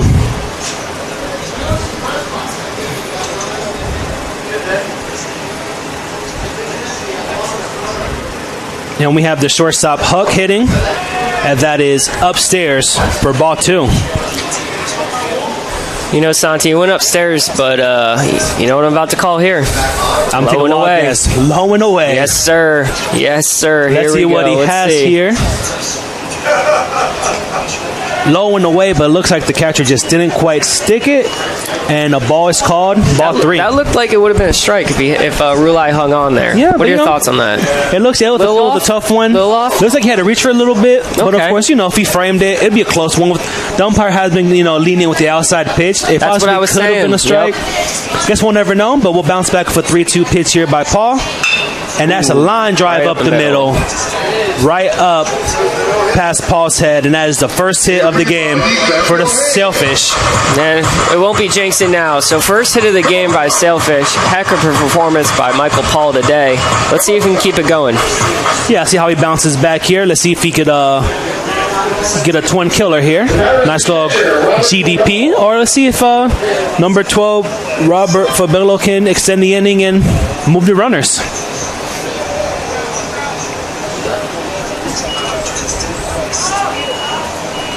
All right, and now the first pitch of the at-bat is just outside for ball one. Working the corners, then he hits it with the fastball. Not a bad opening pitch there. So we have a 1-0 count here as Michael Paul gets his son from Rulai. He kicks, and that is lined into right field as Combo races over to the right center field gap and records the out, saving at least 2 bases, if not 3. Great play by Combo. Really doing it all today, isn't he? Yeah, hitting for power, bunting for hits, great defensive plays, just all around. All we're missing is him, coming in and close the game out. Doubt we'll see that. Who knows? That's all we're missing today. Who knows? Maybe. Must be the warm weather in Florida. That's what it is. As we were talking about earlier. And if the Combo family is watching, welcome to your first broadcast here at Tampa Spartans. Hello.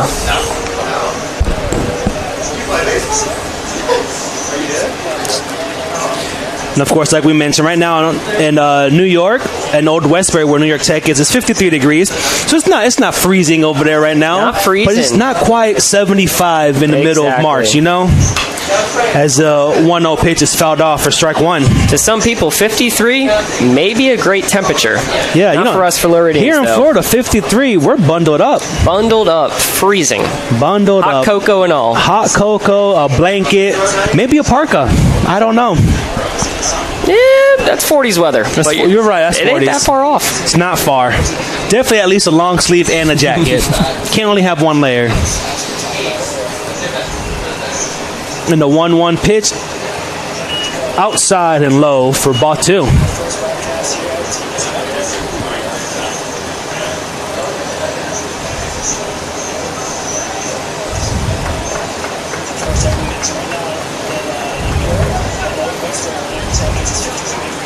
All right. Now we have a 2-1 count. Paul gets his sign from Rulai. He kicks, delivers, low one outside, ball three. It looks like the runner at first had a quick hesitation as if he was going to steal, but looks like he decided to hold up. And now we have a 3-1 count. 3-1 count, runner on first. Lara at bat.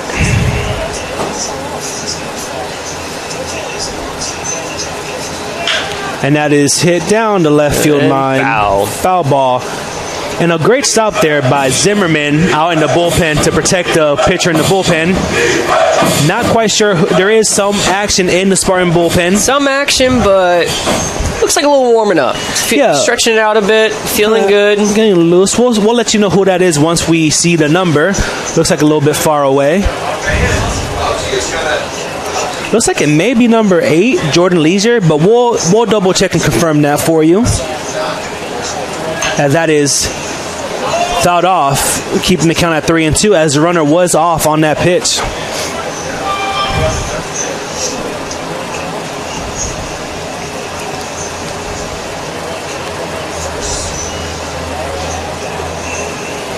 And of course, this year we have a little bit different rules in conference baseball. So this Thursday night game is hosted by Tampa, so we'll play this one game. Then tomorrow, Friday, we're off, and on Saturday, both teams will be back down in West Palm Beach for a doubleheader hosted by PBA. So every series this year will be split. One game at one place, 2 at the other place, as that 3-2 pitch is lined right back up the middle for the second hit of the inning. And that's 2 hard hit balls just directly back up the middle, right past Paul.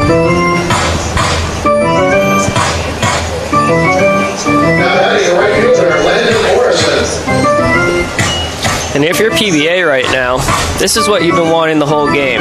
You know, getting runners on base, in scoring position, and trying to give yourself some runs to get back into this ball game. Of course. And now the lineup moves over as Landon Morrison is back up to hit for the Sailfish. Sorry, Landon Morrison. Looks like we're calling time here. You know, it looks like we may have a mound vid. It looks like Rulai's going out of his zone. Go check on him. Make sure everything's good. Get back to that heater. You know? Get back to throwing the 95. Shake it off. And let's get some outs. That's just what I'm assuming he's saying right now. And Landon Morrison is a freshman here for the Sailfish. He comes from Bradenton, Florida. Looks like he may be a true freshman. First year here. Came from Inspiration Academy. Looks like he played for Coach Mario Jimenez. Hit over 400 during all 3 seasons. And looks like Coach Jer Urso is coming out to the mound. And we may have a pitching change for the Spartans. We'll see what happens. He's currently speaking to Paul. Looks like we are going to have a change. And it does look like it will be Jordan Leisure coming in. And we'll let you know what it is. As Coach Urso does make the change.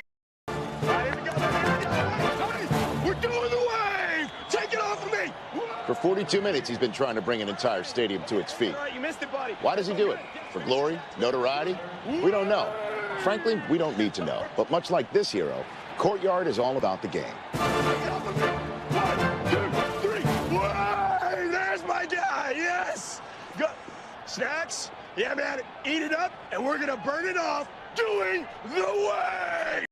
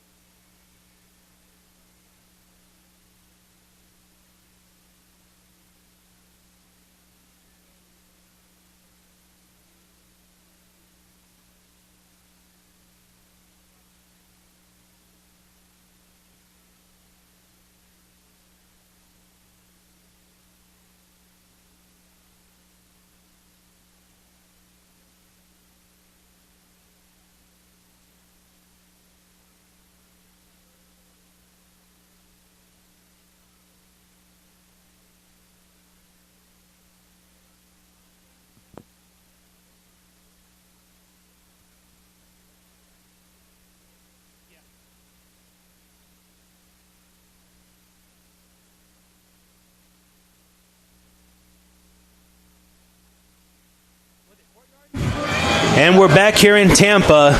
The pitching change brought to you by Courtyard as Jordan Leisure is in to play the game. And of course, when Leisure made his visit to Tampa, he did not use Courtyard because, again, he's a local guy, Riverview, Florida native. And Leisure takes the first pitch here. He kicks, he winds up, and that is... Looks like there may have been a cross up there, as that is ball one on number 15, Landon Morrison. All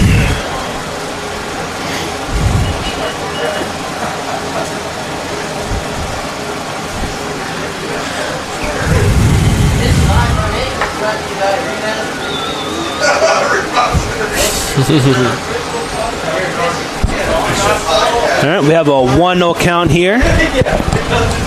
We'll see if Morrison squares around again. Nope, looks like he's swinging, and that is fouled off for strike one. And as we had the quick snippet earlier, Jordan Leisure was the pitcher of the week a week ago as the Spartans faced off against St. Leo Lions. Sorry, 2 weeks ago when they faced the St. Leo Lions.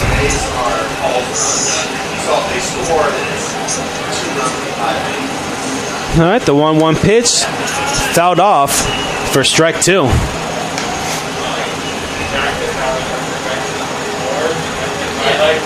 And like you mentioned, when you saw Lions squat about 1,000 pounds in the weight room, you also see Leisure in the weight room putting in work. It's always good to know one of your better players puts in that hard work. We do see Leisure in there just grinding it out all the time, making sure he's perfecting his craft. Yeah, you know, that bench press he's been doing, those rows, those curls are really going to help him here and hopefully get the strikeout. And Morrison just fouls that one off, keeping the at-bat alive at a 1-2 count. So Morrison so far is 0 for 2 today. Couple foul tips, Santi. What do you think he's going to pitch here? See, I think he's going to go off a nice little breaking ball in the outside corner. Looks like he has a nice tight spin rotation, nice little curve in there. Excellent call. Like where he heads does. He spun it, just like he left it hanging a little bit too much. A little high. So now we have a 2-2 count. Then Morrison 0 for 2, struck out in the first inning, and he grounded out to the second baseman back in the fourth inning. And it looks like head coach for PBA, he's sending his runners on anything that makes contact. All right, we have a 2-2 count. Spartans looking for a shutdown inning as the Sailfish looking to get in, and the inside move, no throw. Runner is back in there safely. That's Houck over at second base. And we have Laura over at first base.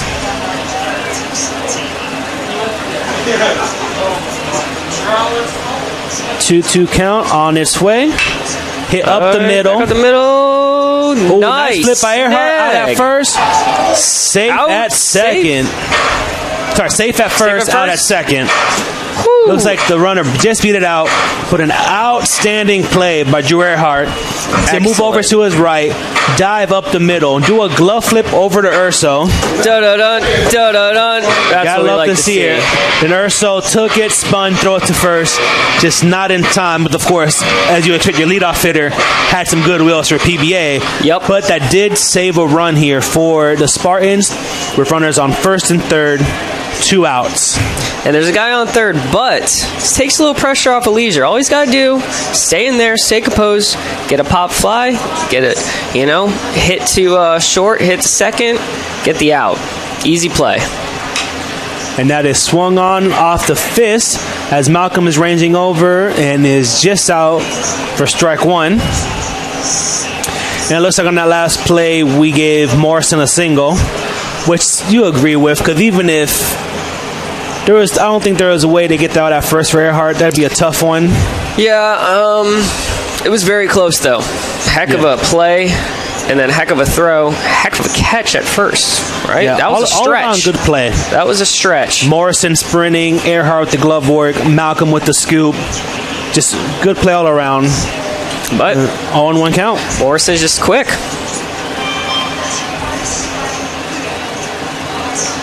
All right, now the 0-1 pitch from Leisure on its way to Machado. and that is fouled off for strike number 2. And I'm seeing a trend with this PBA hitters. They're trying to hit everything right up the middle. You know, I haven't seen anything left, right, bunt. They're going right down second base. Yeah, it looks like they're really good at hitting behind the runner. They're just trying to find the gap there. But it seems like the Spartan defense just has them positioned correctly every time. And that is lofted out into right field. Cumbo gets under it. Out number 3. But the Sailfish do get the first 2 hits of the game. Sorry, first 3 hits of the game. And there's no runs, 3 hits, no errors, 2 left on base. 4-0 Spartans heading into the bottom half of the 6th.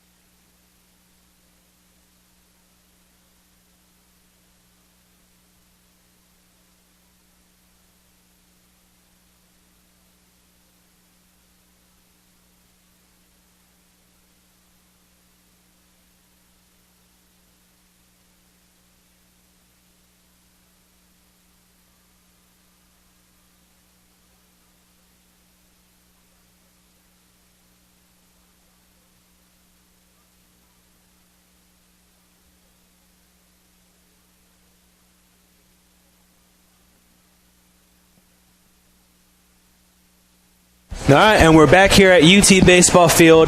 Number 27, Mikey Navarrete up to hit as he squares around, looks to push bunt his way on, but it goes out of play, foul ball, strike 1. As the sun has officially gone down, we're into the twilight hours here at UT. Sun is set, no more shadows on the field. Denton's next pitch, curveball on the outside corner, strike 2. His curveball has been real effective today. Looks like we got some moving in the PBA dugout. Yep, we'll let you know who's up warming once we see what the number is. But right now it's still Denton on here as the 0-2 pitch is popped up out of play. Foul ball. Yes. It looks like in the PBA bullpen is number 20, Ruari Murphy.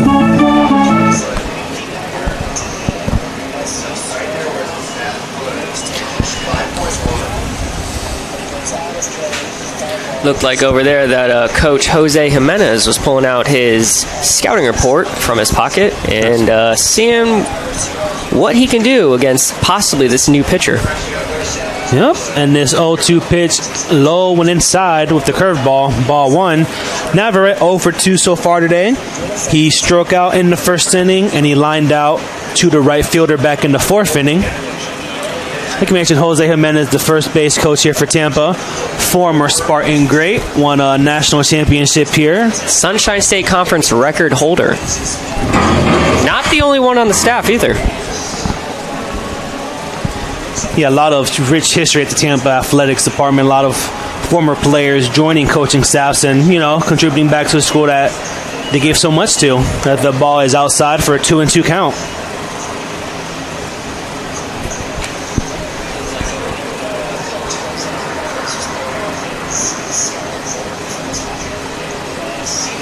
All right, and we have a 2-2 count here. Navarrete is getting the pitch from Denton on its way. And it's high and outside, but he got Navarrete to chase out of the zone for a strikeout, out number 1.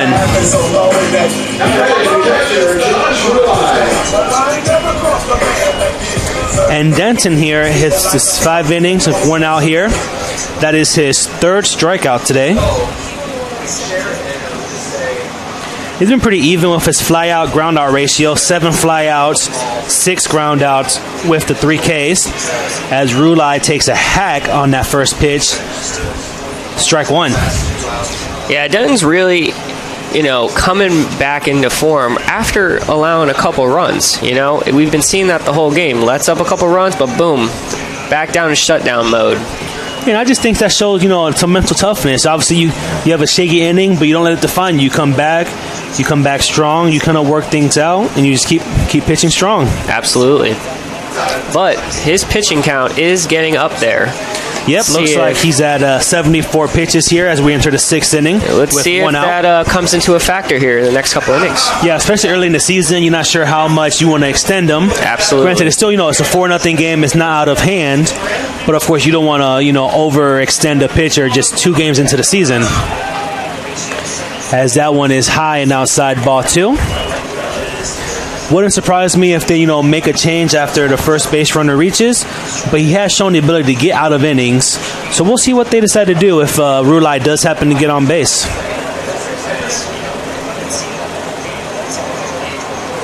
And that curveball got him looking, out number 2.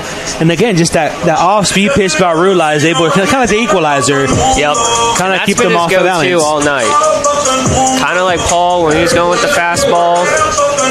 Denton's been really killing it with that off-speed pitch. Yeah, Denton's not, he's not overpowering with the fastball. He's working his locations, getting the corners, not missing too many spots, and that off-speed pitch is just working very well for him tonight. He's only gotten in trouble when he's left off-speed hanging. That's been his downfall, those couple runs he's given up, but for the most part, he's had good control with it. And that brings up Jose Cadenas, the center fielder for the Spartans. As he lines that one up the middle for a single.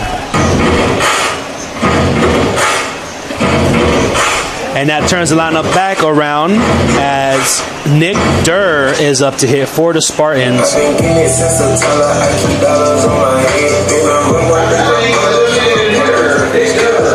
And it looks like we're getting that pitching change. Yep, like we said, it looks like it may have taken the first base runner. We'll bring a new pitcher in.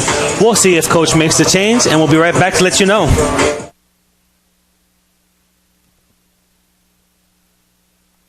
First of all, very flattered that everybody would come. Thank you very much. Does anybody have any questions before we move on? Do you remember the girl wearing the Go Phil shirt following you around? Yeah. It's me. I It's do. been me on several occasions. I started papering my cubicle with pictures of you. Do you have a picture of the shrine? I mean, I'd love to see it. I've got a mental picture of it, and I do it's too. pretty weird. Yeah, a little bit. I believe that I have a happy marriage because of you, because sometimes I do a little substitution, just mentally. Whoa. But anyway, Mike, let's...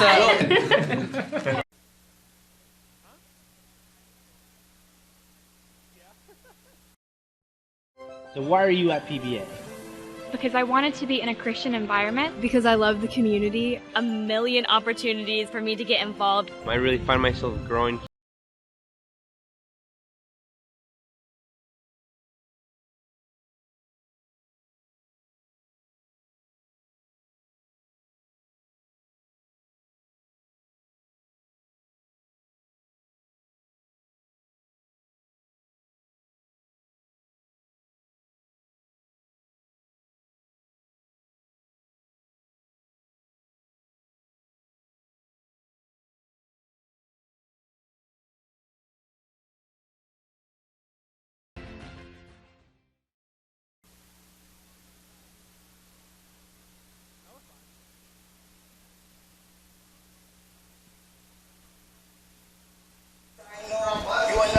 All right, and we're back here at the UT field.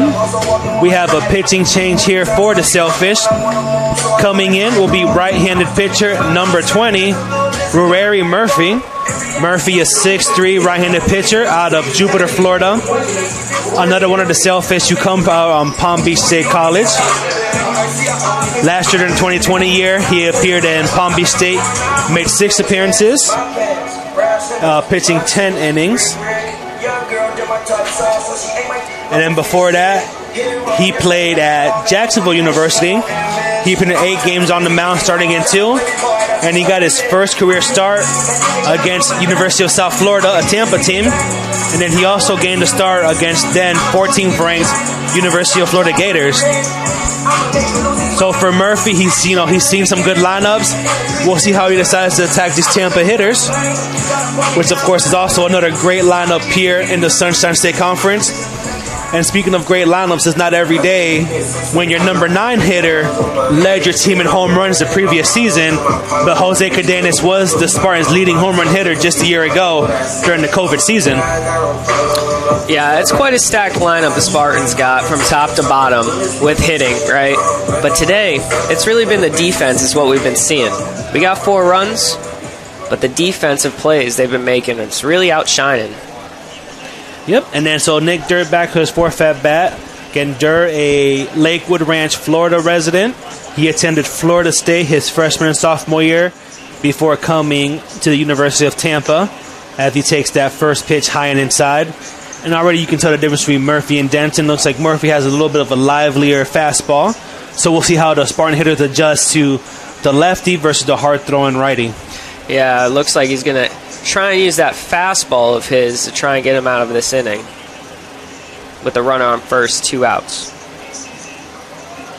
The 1-0 pitch low went outside in the dirt for ball 2. Traditionally speaking, the Spartans have always been a good fastball hitting team. They've always hit the fastball pretty well. It's all about, mixing it up, hitting your spots. But of course, like we said early in the year, kind of see a softer throwing lefty with a hard throwing righty. We'll see how quick the Spartans can adjust to this change-up in speed as Durr steps out with a 2-0 count. And Durr was actually drafted out of high school in the 33rd round by the Cincinnati Reds, where he played in Sarasota High School.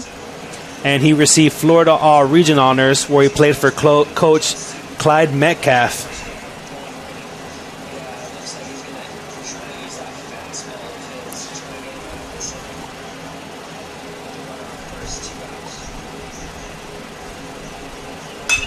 And Durr takes one over to right field, down the line. And that is going to be off the net in foul territory. Foul.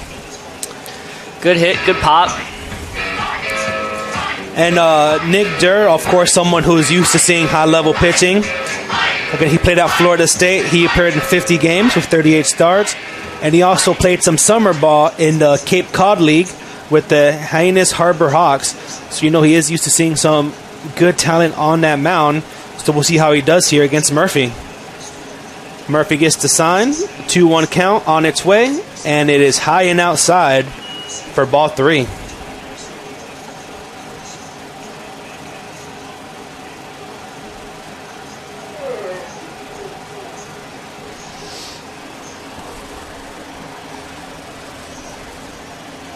Murphy looks in, gets his sign 3-1. We'll see if he attacks Durr here. The fastball on its way outside, ball 4. Fastball again. Yeah, it looks like Murphy has the stuff. Just has to work on that command a little bit. Let's see if he settles in. Like we mentioned, Denton started off a little shaky. Kind of get settled in. We'll see how Murphy does here as we move forward. Right, and we're in March, right? But you gotta think here. It's still early in the season, Usual year, you've been playing since January.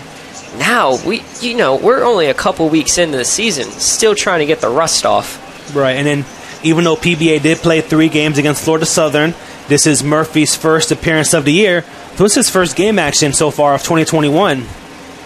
So he's probably excited to get back on the field. Had the long layoff, shortened season last year. So some nerves are kicking in. You're on the road, Thursday Night Lights, number 1 team in the country.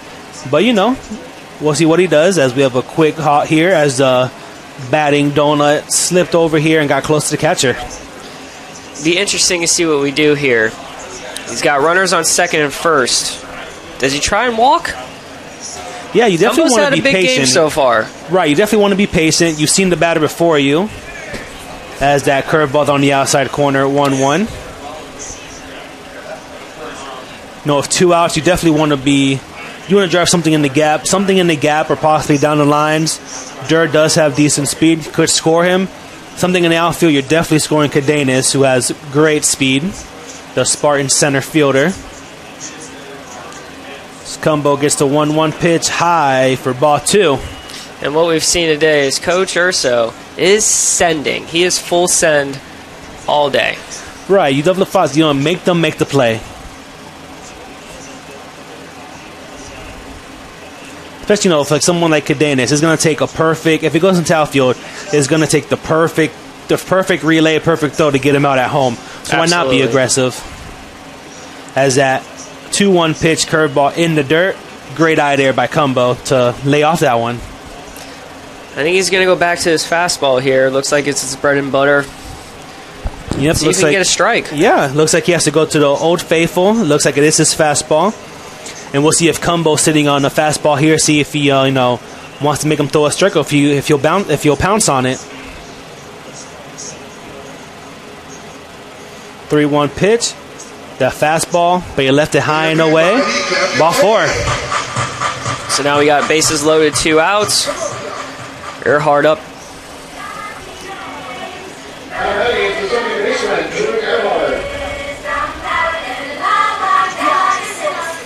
So, like you said, Drew Earhart up, the Spartans second baseman.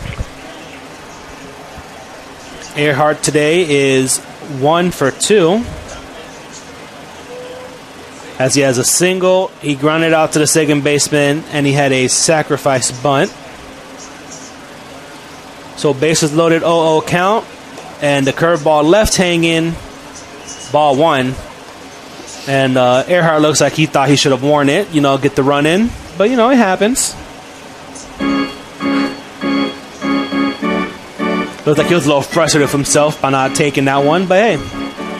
You can make up for it by base hit. Obviously, as a hitter, your thrill hitter wants to hit. Right. You want to get the hit, but do you also want to take one off the head? No. I don't know about that one. Probably not. I don't know about that one. I think it's a good call on his part. Yeah. Business decisions were made. As a nice curveball gets in there for strike 1. So it looks like Murphy does have a nice curveball. When he's able to get his nice command for it, it is falling in there nicely. He's just finding that consistent motion, getting it in there for a strike, consistently pitch in and pitch out. Absolutely. And if Earhart gets on base here, it looks like we got some action in the bullpen for PBA. We have a lefty on the mound, and that is ball 2. And with the lefty on the mound, it makes me believe that Murphy has at least 2 batters, Earhart and Lyons. And if Malcolm comes up to play, I would assume a lefty comes in. But who knows what happens if they'll bring a lefty in to face Lyons if it gets to that point.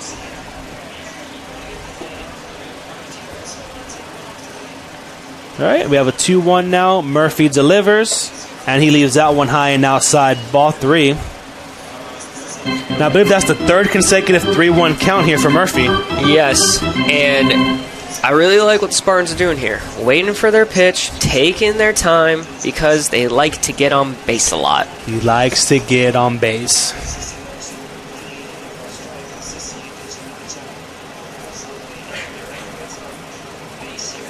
Right, the 3-1 pitch on its way outside, ball 4. Credit Earhart with the RBI. Spartans now lead 5-0 over the Sailfish. And it looks like Coach is coming out. Maybe a little talk, maybe a little early going to the bullpen. We'll see, though. And it looks like he did make the move. So Murphy does not get one more batter. They will bring the lefty in to face Lyons. And we'll tell you about the new pitcher when we come back.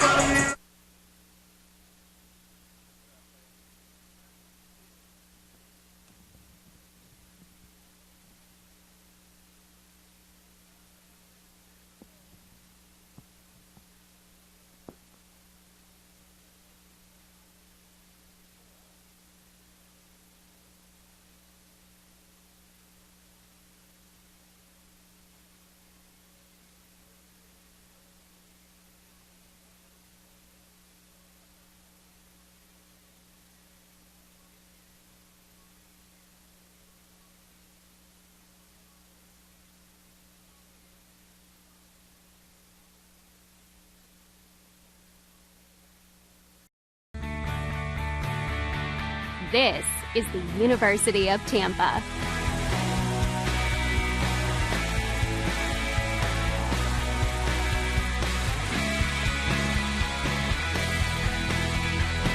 Explore your dreams. Discover your talents. Get ready to invent, innovate, and be a leader. This is the University of Tampa.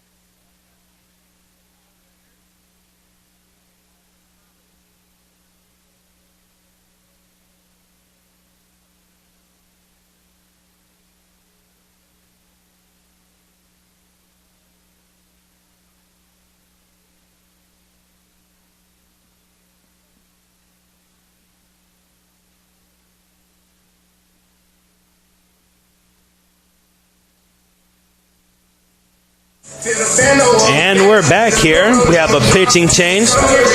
Coming in for the Sailfish is Drew Hallwager.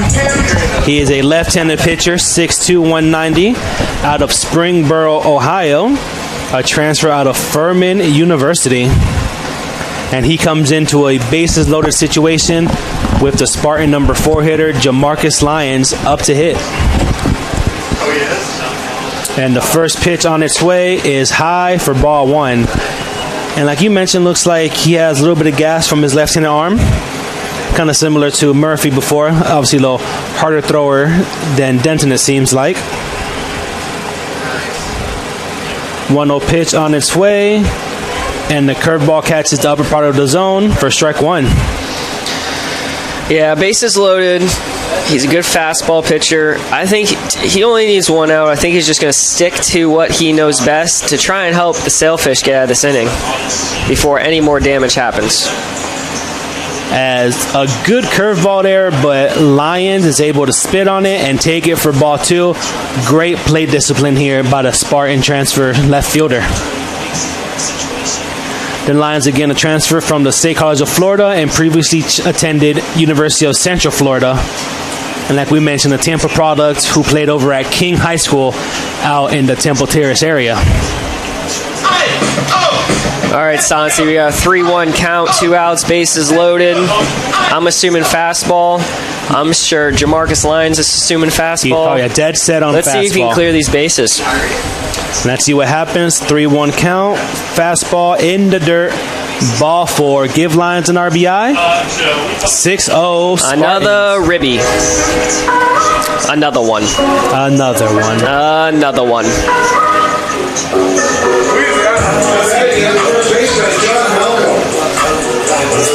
And now that brings up the first baseman, John Malcolm, the 5-hole hitter. Malcolm today is 2 for 3 with 3 RBI for the Spartans. And if I'm Hallwager here, this is the last person I want to see at the plate. Yep, it looks like we're having a pinch runner for Tampa as Jamarcus Lyons is coming out, and it looks like we have number 21, Carlos Salavera, coming in for the Spartans running. Another transfer? Yep, another transfer out of College of Central Florida. And we will assume he'll go into left field, but we'll let you know for sure. It's a good assumption. Santi, I like where your head's at. Oh, thank you, thank you. Really on top of it tonight. And now with Malcolm, we'll see what he's looking for. Yeah, he saw 4 or 5 pitches out of the strike zone. Obviously, you see basically you get excited. You want to, do some damage, but of course you got to know the situation as that curveball is in there for strike 1. It looks like the pitcher is working pretty fast on them. And again, he's just trying to get that 1 out, help his team, try and not give up any more runs. But it's difficult with Malcolm at the plate. Oh, it looks like he was sitting back on that curveball, but just missed it for strike 2. And we're talking about his fastball, how good it's been looking, but it looks like his curveball's had a better feel for it tonight. I think all his strikes so far have come from that curveball. Let's see if he goes back to it. If I had to guess, I'm going to say a curveball low and outside, but we'll see. He went fastball, and he struck him out for out number 3. And if you're a Sailfish fan, that's what you want right there. That is what you want to see. Get out of the inning. You want to see that bounce back, you know. He gets the bases loaded. He walks the guy in, but he comes back 3 strikes out, 3 straight strikes, gets out of the inning. But the Spartans do put up 2 more runs, and they now lead 6-0 going into the top half of the 7th inning.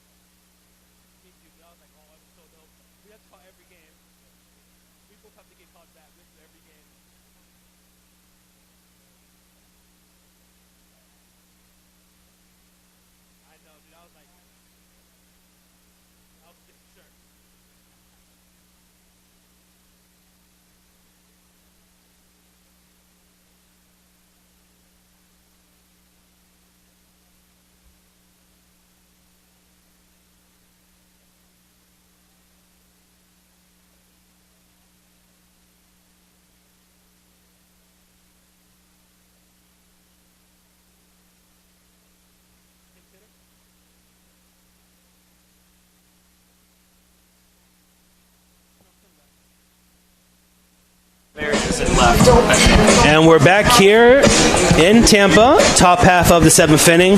So Carlos Salavera stayed in left field as number 9, Brandon Seltzer, is up to hit for the Sailfish. As the first pitch from Leisure is in there for strike 1. Seltzer 0 for 2 so far today. Struck out in the first inning, and he grounded out to the second baseman in the 4th inning. 0-1 pitch. A little bit of a late swing, but he's able to get a piece of it. Fouled it off for strike 2. Leisure back on the mound after a very, very long time off since his last pitch. Comes in 2 straight strikes. See if he can pull it off and get this out. Yeah, if you're Coach Ursher and Coach Militello, you got to like that from your pitcher. As he swings, misses, but the ball gets past Rulai. And he does get on to first base with the strikeout swing in with the pass ball, I believe. Yeah, I mean, that's the call. You know, he's on first. We got a runner on first. But in your head as a pitcher, you got to go, I struck him out. Yeah, you struck him out. You struck him out, but it's just bad bounce. And it looks like he reached on a pass ball.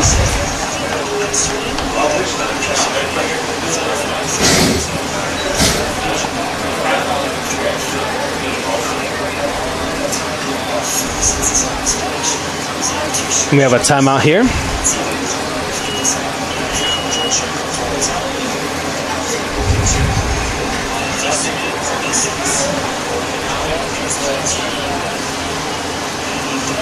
All right, and now the 0-0 pitch is in there on the outside corner. Strike 1. That was a nice pitch, nice catch. Yeah, it looked like Rulai stuck it there on the outside corner. Nice pitch from Leisure. Now we have the 0-1 pitch here. Leisure gets this time from Rulai. Pitch on its way. Grounded over to the shortstop. Urso, Earhart, Malcolm. 6-4-3. Double play. That's how you Pitcher's start best an friend. inning. Yes, sir. That's how you start that inning right there. You know, you get the pass ball, you get the guy on first, but guess what? Boom, double play. See you later. How you doing? Keep it moving. How you doing? Keep it moving. See you later. Now you got 2 outs, runners are out, no one on base. Number 25 up to hit for the Sailfish, Sebastian Salado.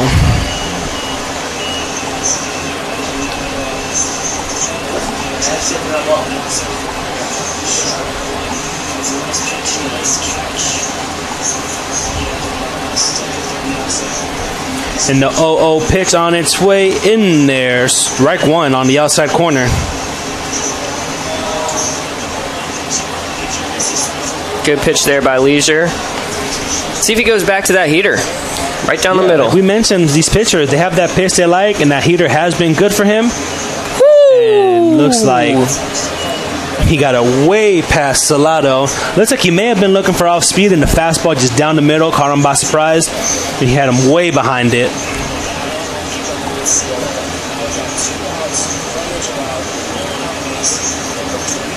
And the 0-2 pitch on its way, and the fastball fouled off, 0-2 count. And you know, after that last pitch and the swing you saw, why not go back to the fastball? It's obviously working very well for you. Exactly. After that blow-by pitch he had, keep it going. Keep it going. And of course, you have to give a shout out to the press box here, as we have Harrison Taylor on the official scorekeeper and Sam Snyder on the scoreboard, keeping up the good work here at the UT baseball field, making sure fans are informed. And of course, we have Brian Darden, social media specialist here in the press box. Specialist. And of course, for those of you who have been UT fans for a while, we have the legendary Gil Swaz over on PA, making sure the atmosphere is as normal as possible. And the 0-2 pitch curveball just misses low and outside. Ball 1. If I'm a betting man, and I'm not, hashtag don't bet on it. Don't bet on it. He's going back to that fastball. He wants to sit him down. March Madness coming around. If you're a college athlete, remember, do not bet on it. Please do not bet on it. Violation. 1-2 pitch is going to have to hold until after this, because we have a timeout called at home plate by Salado. And the 1-2 pitch on its way. Fastball and by there you. It is. And that is out number 3. So no runs, no hits, no errors, no one left on base. Heading into the bottom half of the 7th inning. The score is still 6-0 Spartans. And of course, when you know the middle of the 7th, you know what that means? It means we have the 7th inning stretch. And for those of you at home who miss the atmosphere, we're going to sing it for you. Oh. Along with the broadcast in the field. Take me out to the ball game. Take me out with the crowd. Dun, dun, I don't know the Buy words. me some peanuts and Cracker Jacks. I don't care if I ever get back for it's root for the home team. You gotta say if Spartans. they don't win, it's a shame. For it's 1, 2, 3 strikes, you're out at the old ball game.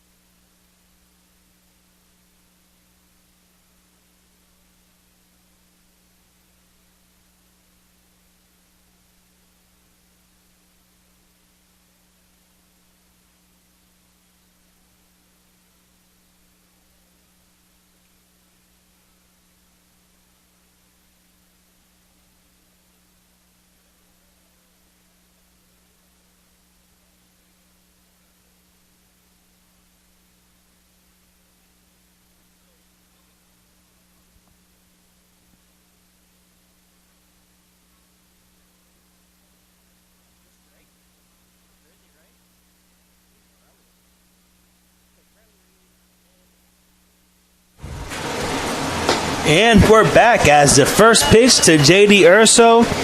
It's a strike on the outside corner. And of course, fans here in the bottom half of the 7th inning, if you're around still listening to us, we appreciate you during this home opener for Tampa baseball against the Sailfish.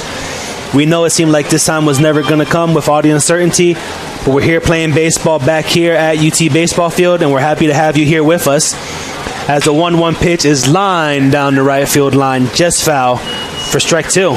And if you loved our broadcast today, tweet it, share it, call it, text it. And if you didn't like it, so we can come back. If not, you didn't like it, just act like it never happened. New next time.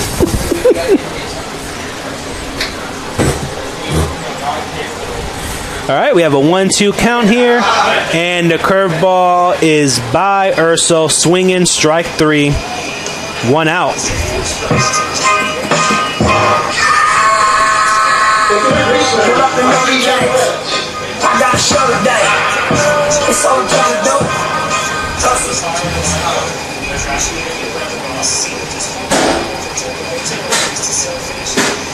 And the 0-0 pitch to Navarrete. Looks like he was late on it. Strike 1.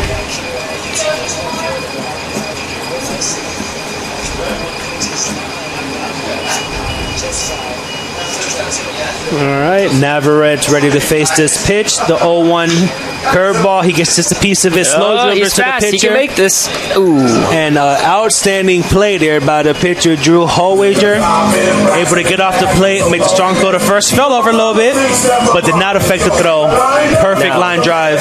Perfect strike to the first baseman. And if you're a Sailfish fan, that's what you want right there. Your pitcher making plays like that. You love to see it. I really hate the trip, but I gotta know. As they go, I see myself in the pistol smoke. Fool, I'm the kind of And now we have a 2 outs, nobody on. Josh Rulai up to hit for the Spartans. As he hits the ball through right the left. There. Yes, sir. Through the left side, through that 5-6 hole. And that is a single for Josh Rulai to extend the inning to bring up Jose Cadenas. And that was Rulai's first hit of the game. Rulai rewarded himself from that great play behind the plate tonight.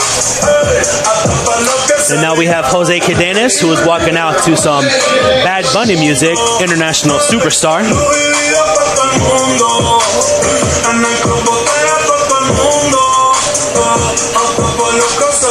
And for all our Spanish-speaking listeners, hola, ¿cómo están? Gracias por escuchar esta producción. And now Cadenas is back to hit. And the first pitch is in the outside corner for strike 1.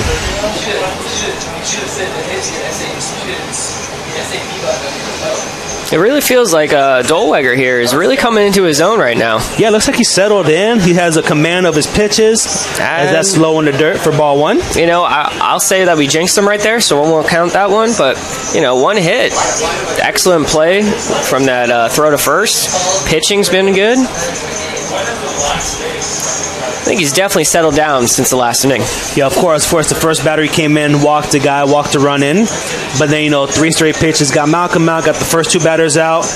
And Rulai, single to the left side. Wasn't a bad pitch, but, we have a 1-1 count here, 2 outs. Yeah, Dolweger checking to make sure Rulai's still not running. Yeah, but, if I was a guessing man, don't think Rulai's going to be on the move. I was going to say that, but then I didn't. You don't see too many catchers with high number of stolen bases, but you never know. It's 2021 baseball. Anything can happen. I agree. All these new metrics, they get on base, they're fast. Bunch of athletes everywhere. No more traditional catchers like that. A lot of movers. As Cadenas hits that one to the third baseman. He's able to stay down, scoop it on the short hop, and Lara makes a long throw to Salado for the 3rd out of the inning. No runs, 1 hit, no errors, 1 left on base. Heading into the 8th inning, Spartans lead 6-0 over the Sailfish.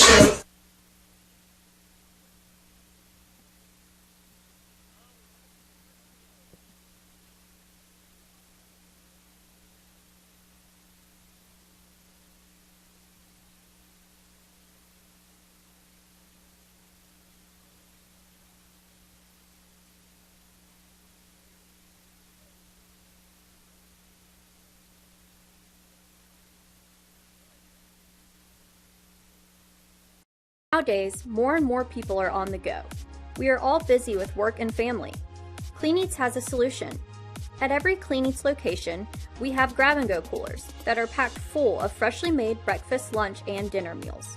Whether you are a soccer mom, business person, athlete, or just someone that does not have time to prepare your own meals, Clean Eats has you covered. Our grab-and-go cooler will always have a wide selection of meals to satisfy you. Each to-go meal is priced under $7 to make our food very affordable. Be sure to stop and try a to-go meal. Clean Eats. It's a lifestyle.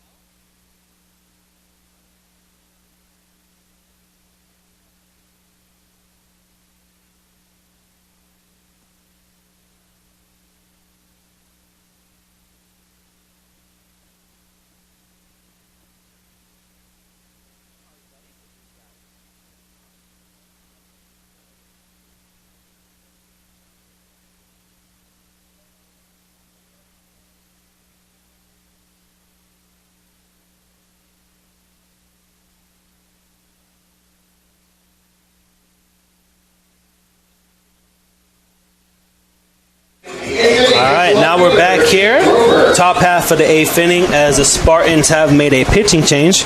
Coming in to pitch for Tampa is number 17, Michael DeMo. The first pitch from DeMo is low for ball 1. Looks like it caught Rulai on the heel, on the kind of like the palm of his hand.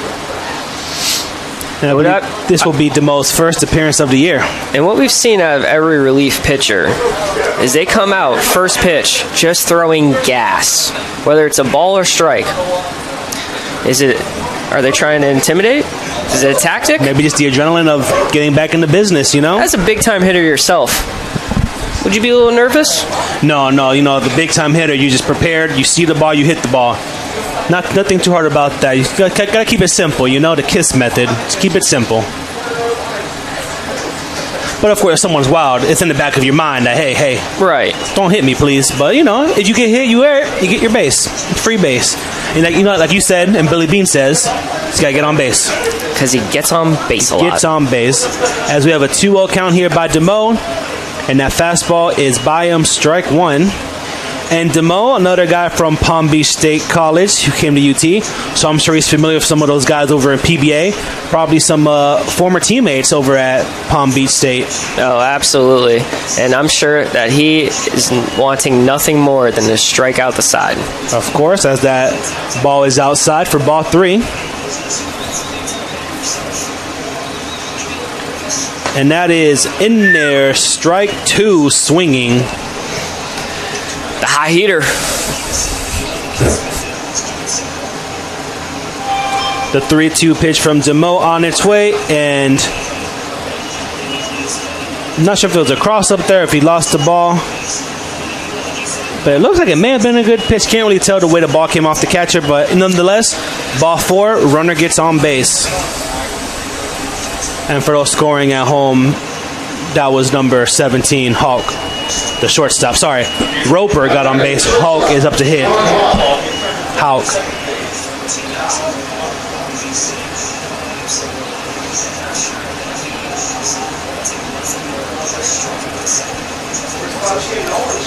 And number 17, Hulk is batting.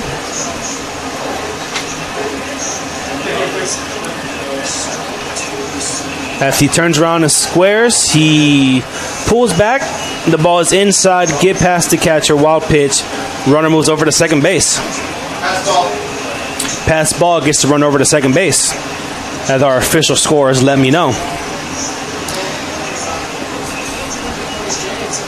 And as I pointed out earlier, it looks like DeMo is just going to go straight fire from the mound.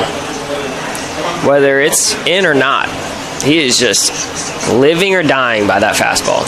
Yep, and that one is a little bit low. Ball 2. Of course, you love to see a 6-run game. You definitely want to see your pitcher. You want to see the pitcher attack the batter. You don't want to give any free passes, obviously.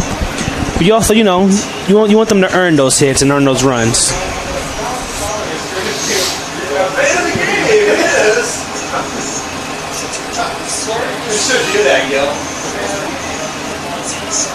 And now we have a 2-0 count here. That is in there down the middle. Strike one.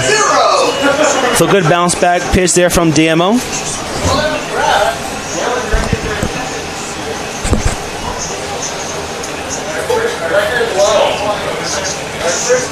So now we have a 2-1 count here to number 17, Sean Hauk, as he calls for time.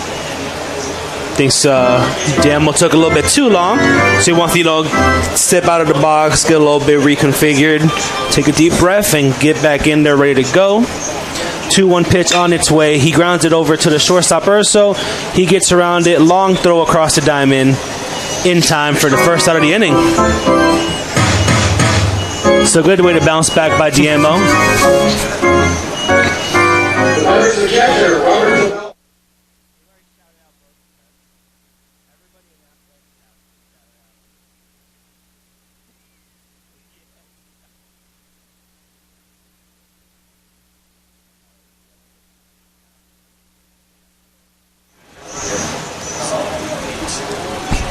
All right, now we have a 0-0 count as the next batter comes up to hit for the Sailfish. Number 12 hits a liner into right field. Cumbo comes in, and the third base coach holds up the runner at third base. As that ball was hit very hard over to right field. Yeah. But good job by Cumbo, charging in, gets the ball in, saves a run. Absolutely, that was Keeps a great hit. Way to find the gap there. But as PBA's coach knew, Cumbo throwing it to home, it was slim chance he was getting that and run. It could have been a chance for us to see the that fifth tool. We saw him with the power, we saw the speed, we saw defense. Now we're going to see him, try to gun one at home. But the third base coach kept him over at third, which and it could be a homer pick, but I think he drills him out at home. Yep. As this next pitch is a nice off-speed pitch, inside, swung on, strike one.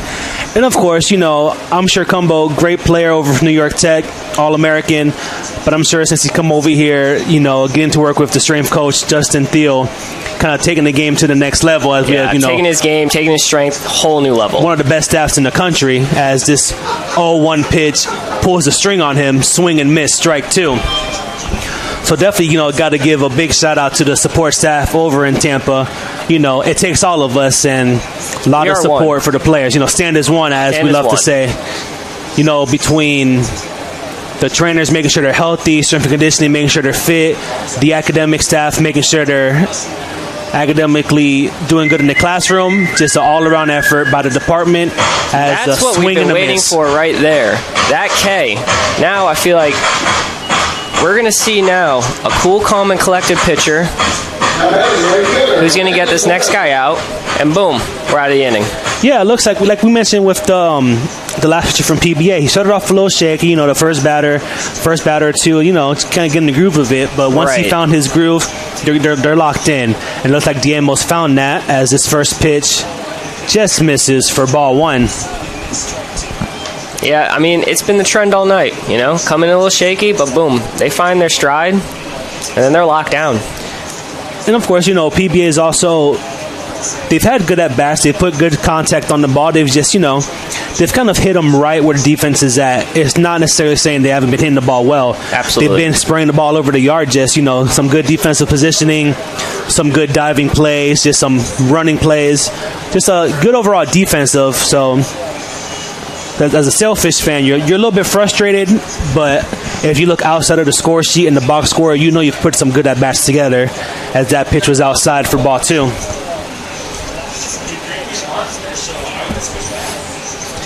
And Diemo gets here, the 2-0 pitch. He delivers, and he just misses high for ball three. Looks like a good pitch, but, from the press box, we can't necessarily see what the umpire's seeing. Everything from the press box looks a little differently, but, I won't say it's questionable call, but, yeah. As that's in there for the first strike of the at-bat. 3-1 count, 2 outs. Runners on first and third for the Sailfish. We got leadoff hitter Landon Morrison up to hit. as he fouls one off to the right side for strike 2. Playable, nope, into the net. Morrison, true freshman for the Sailfish, looking for his first hit of the game. He's hoping to extend this inning. Magodiemo looking to shut this inning out. And we'll see what pays off here as we have a 3-2 count in the top half of the 8th inning. And the 3-2 pitch just high. And that is ball 4. And looks like we got some movement in the Tampa bullpen here. And it looks like, if I see correctly, it looks like it's Costantacco is warming up in the pen for the Spartans. But for right now, we have number 11 coming up, Machado. Ramon Machado. A senior out of Miami, Florida. Machado looking for his first hit of the game. He did reach in the first inning on a throwing error, but he has the bases loaded.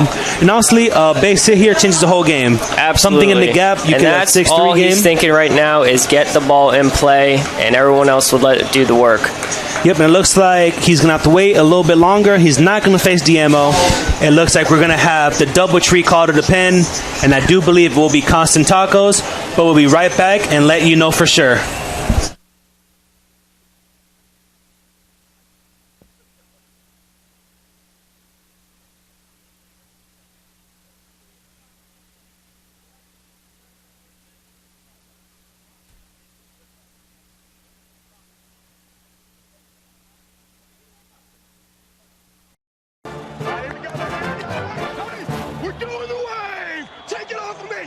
For 42 minutes, he's been trying to bring an entire stadium to its feet. You missed it, buddy. Why does he do it? For glory? Notoriety? We don't know. Frankly, we don't need to know. But much like this hero, Courtyard is all about the game. 1, 2, 3. Hey, there's my guy. Yes. Go. Snacks? Yeah, man. Eat it up, and we're going to burn it off doing the way.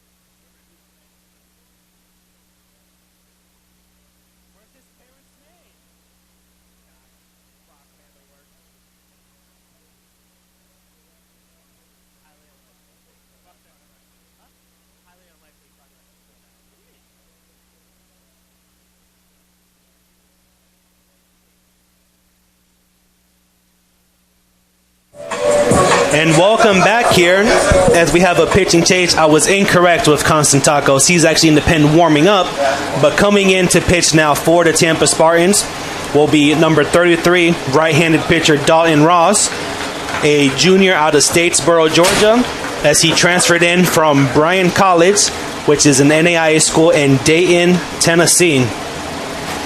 And we do believe the Ross family is at home watching this game, and if you are watching, we thank you for tuning in, and happy to have you join along this broadcast with us. And a fun little fact, Dalton Ross is a former Savannah Banana baseball player. Harrison Taylor, our score, big Savannah Bananas fan. He's a local from the Bananas hometown, as he used to attend Bananas games all the time, and he actually got a signature from Ross after a game, prized possession.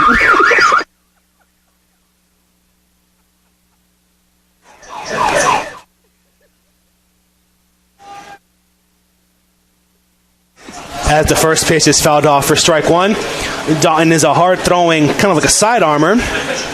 And that is a good off-speed pitch, but good eye there to lay off of it for a 1-1 count. Yeah, little unorthodox pitching style, but I love to see it. Throwing wicked hot fastballs. Yeah, and of course, being a Bananas player, he's probably used to unusual stuff because they love pushing the limits. Like they had announced new rules for baseball games. They love being innovators and trying to change the game of baseball up as he swings for strike two. I saw a comment saying that the Bananas are kind of be like the XFL of the baseball world, but I'm not sure if it's called the XFL. I think it's more like like the fan control league where they make up rules, We're big Tampa Bay Vipers guys, so. Big Vipers fan. If Quentin Flowers played to be undefeated, but that's not the point here as the 1-2 pitch on its way is low and outside for ball two. So Dalton Ross over at Bryan College appeared in 12 games. He started 5 games.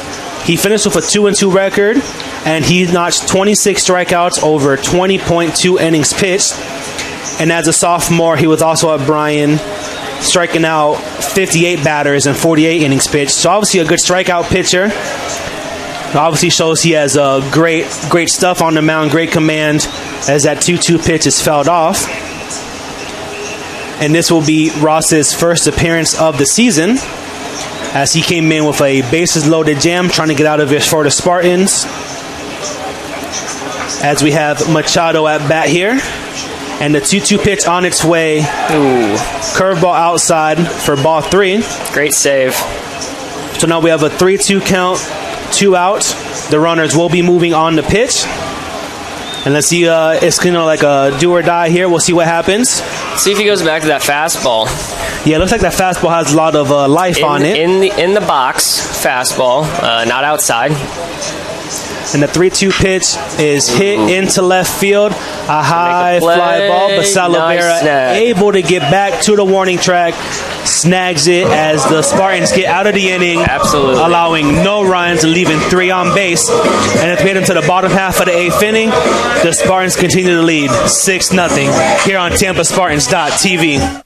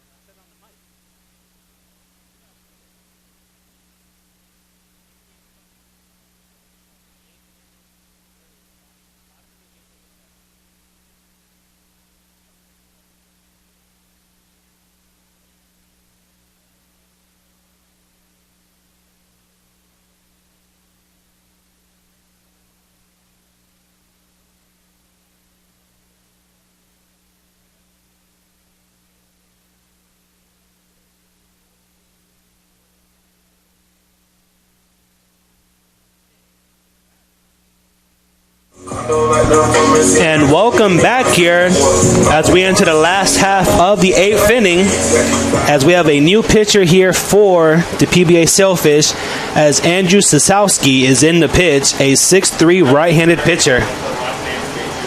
Sosowski out of Inspiration Academy. Shout out to our JV baseball team the other night, won 6-5 over Inspiration Academy. Yep, big win there for them, as the first pitch is high for ball 1. And the 1-0 pitch on its way to Durr, outside, ball 2. 2 balls. Durr here is just playing it calm, playing it chill, just looking to get on base. And the 2-0 pitch on its way on the lower half of the zone, strike 1. So Nick Durr today, he is 0 for 1, as he has walked 3 times with 1 run scored. Came around to score on a John Malcolm single up the middle. As this 2-0 pitch, 2-1 pitch high and outside, ball 3.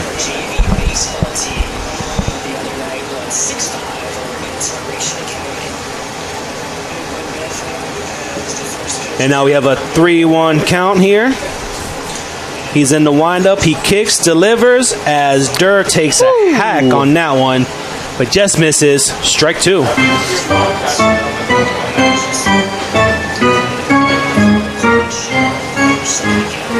So Sosowski, it's the second appearance on the year. He did throw 2/3 of an inning, allowing 1 hit and no runs against Florida Southern back on March 7th, as he walks Durr for the first base runner of the inning. Sosowski in that 2/3 of an inning, he did strike out both outs. So it seems like he does have some pretty good stuff up here on the mound, as he'll face E.J. Cumbo over in the number 2 hitter, the right fielder. And this stat could be wrong, but I feel like everyone who is coming in for relief has walked the first batter. It has appeared that way. We'll have to get our... Don't quote us on that, but as pretty sure. Cumbo inside out one. Cumbo does it again. Over to left field for a single. His 3rd hit of the game, and his 4th time he's reached base. Having himself a night.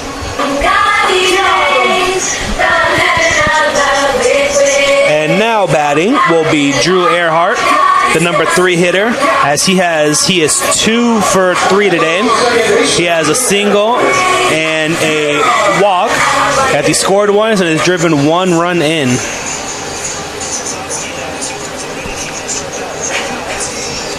And Sosowski winds up.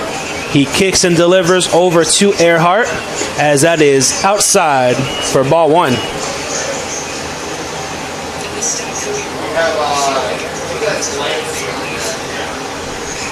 And it looks like on deck we have a pinch hitter looking up to hit. Looks like we have Luke Glancy waiting to hit, as that 1-0 pitch is in there for strike 1. Glancy, the transfer out of Tulane. Yep. Big left-handed bat here for Spartans. It's always a good issue to have when you have a lot of hitters, a lot of options for them, where you can mix and match pieces, kind of put places where you need them, as that is fouled off for the second strike.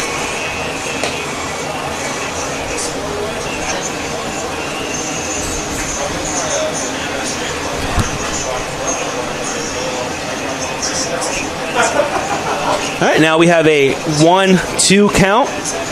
Sosowski gets his signal from Fabello. Earhart looking to pounce on something. The 1-2 pitch on its way, low for ball 2. Good eye there. Looks like Earhart really watched that one go through, kept his eye on the ball. Well, you know what they say, if you can't see it, you can't hit it. And looks like he has good vision up there.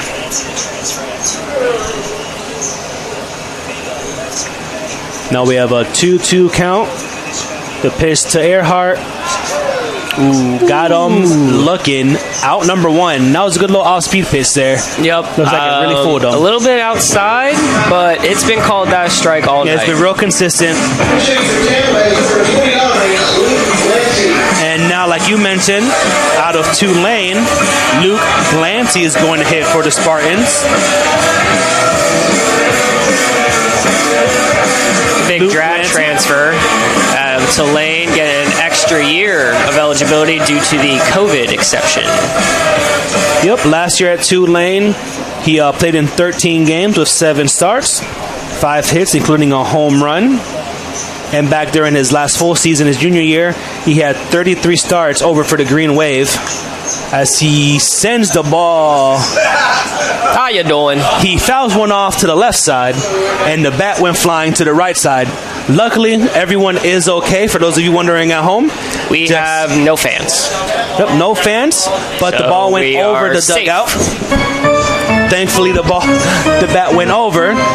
Looks like number Adam Hunt's gonna try bringing some pine tar. Get some grip on that bat. Pine tar, a glove. Sometimes it happens. Glancy doesn't wear batting gloves. Maybe have some sweaty hands. It slips. Could be a little bit of nerves. Right. His first home at bat at the University of Tampa. A little nervous. Packed house. But, hey, it happens. We've seen worse. Some people might call that flying saucer, but it's just a flying bat. Now we have an 0-1 count.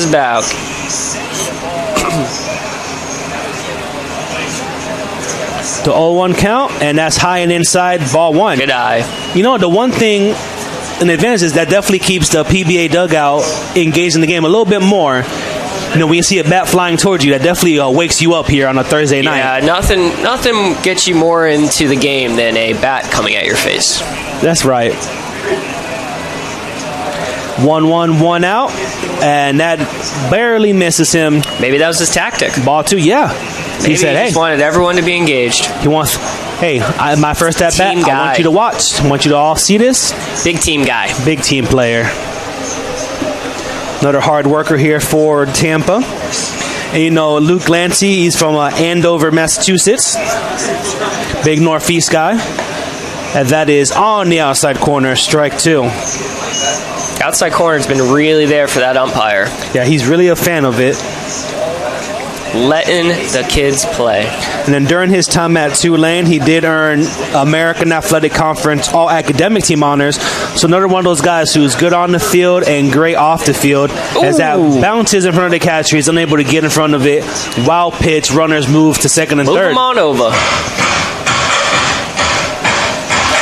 Hey, if you're a Spartan fan, that's what you want right there. Free bases. 3 bases, 1 out. And Glancy looking for his first hit as a Spartan, as he did record a hit on the series at St. Leo. First weekend of the year, Things happen. It's all right. See how he bounces back here. 3-2 count. Infield in. And he fouls out one off.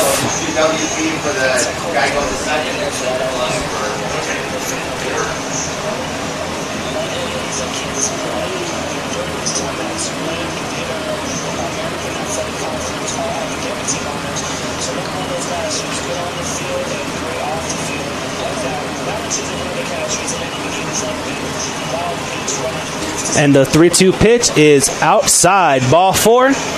And that will bring up bases loaded for John Malcolm. His second chance with the bases loaded. The first time he was unable to deliver as he was struck out on 3 pitches by the left-handed pitcher. All right. John Malcolm back up, bases loaded. In familiar territory as he was earlier in this game with bases loaded.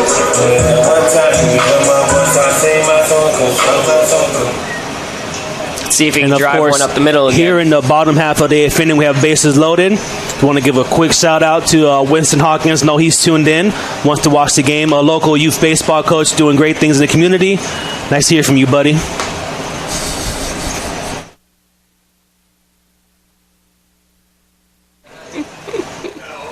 And then, of course, no, you can't forgive a shout out without giving one to former Spartan shortstop Nick DeTringo, who's usually here scoring the games, but I'm sure he's over at Tampa Prep coaching some baseball. Again, love seeing the guys give back to the community, pass on knowledge of the game. As the 0-1 pitch on its way, Malcolm hits it up the middle. Looks like the shortstop gets it. Nice play there to recover, kept his composure. Run scores, baby. Moved it over, tagged the bag, but a run does come in as Durr scores to make the game 7-0. Another one.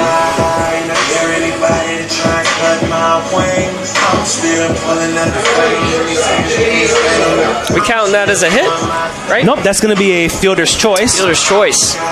Yep, nice play there by the shortstop to get the force out. Really helps the folks at home understand what you heard. It's a fielder's choice, but Malcolm still does get the RBI, so this is his 4th RBI of the game. Ribbies. That's all you want. Some runs batted in. You can't win if you don't score, and if you don't have any RBIs, you're not going to win.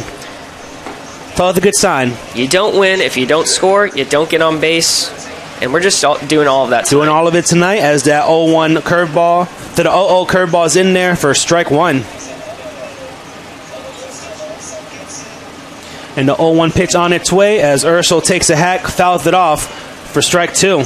Good thing there is a netting there, because that would have definitely hit us in the face.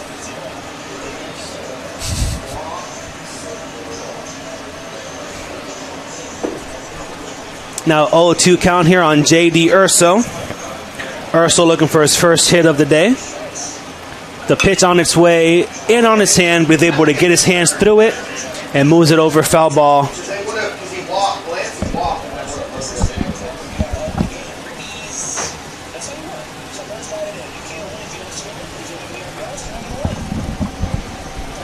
And now we have an 0-2 count still on Ursul. Pitch on its way on the outside corner. Didn't look like Ursul liked it, but like we mentioned, he's been calling it all game. He may not like that, but it's the same thing, all pitches. Yeah, we can definitely see the frustration there, but absolutely, the umpire's been calling it. It happens. But we had another run here in the bottom half of the 8th inning. Heading into the top half of the 9th inning, Tampa leads 7-0.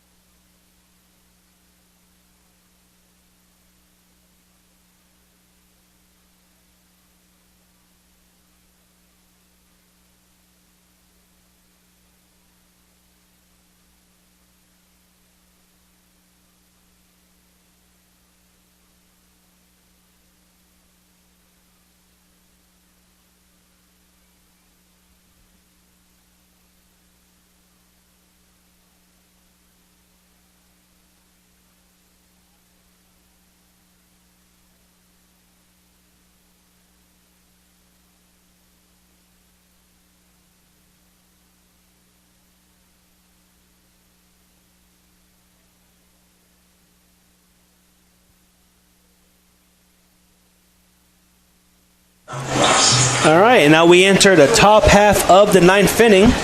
Tampa up 7-0. Dalton Ross back out to pitch here for the Tampa Spartans. As number 9, Brandon Seltzer is looking to start a rally here for the Sailfish.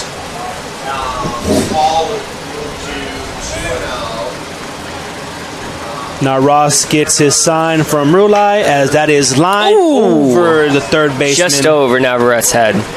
Great attempt there by Navarrete. He got up there, just barely hit the tip of his glove. Yeah, absolutely. Heck of an effort. You gotta love it.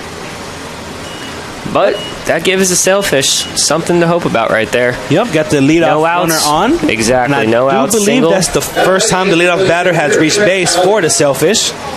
We can double check that for you all.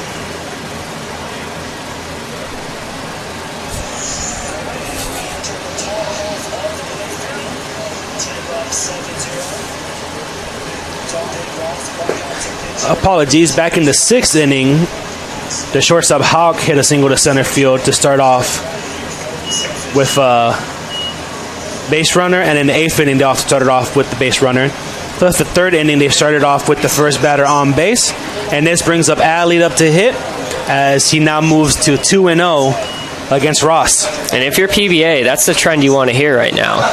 Runners on base. Yep, just need the runners. Obviously, you can't hit a 7-run home run. If you want to get back into it, you got to chip away one batter at a time. And that moves the count to 2-1.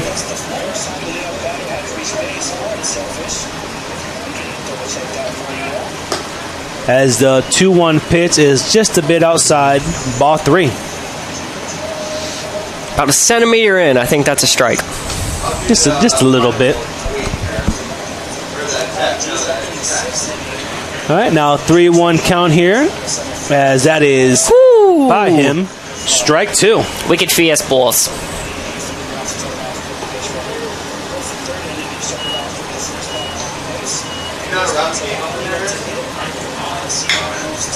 And that one is chopped out. Keeps it at 3-2.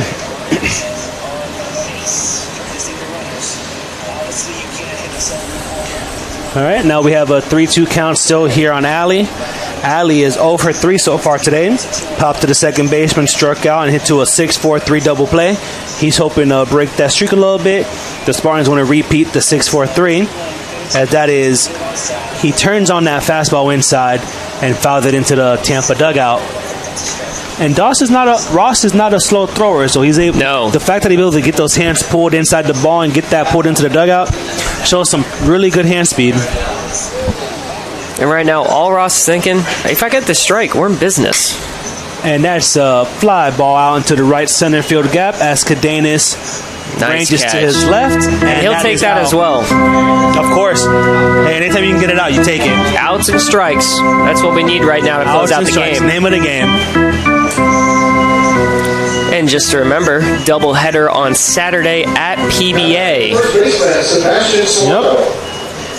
And for those wondering what else is going on in the world of Tampa, tomorrow the beach volleyball team is on the road as they are heading down to Miami, Florida, competing in the FIU Beach Volleyball Bash.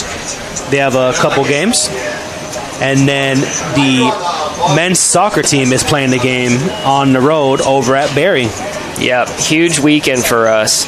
And I think we're almost all playing. Yeah, I believe almost everyone's playing. Volleyball is over at Rollins tomorrow night. Then on Saturday, we have a whole lot of events, as that's a swung-on strike 2. We have track with a home meet. Women's soccer is playing St. Leo.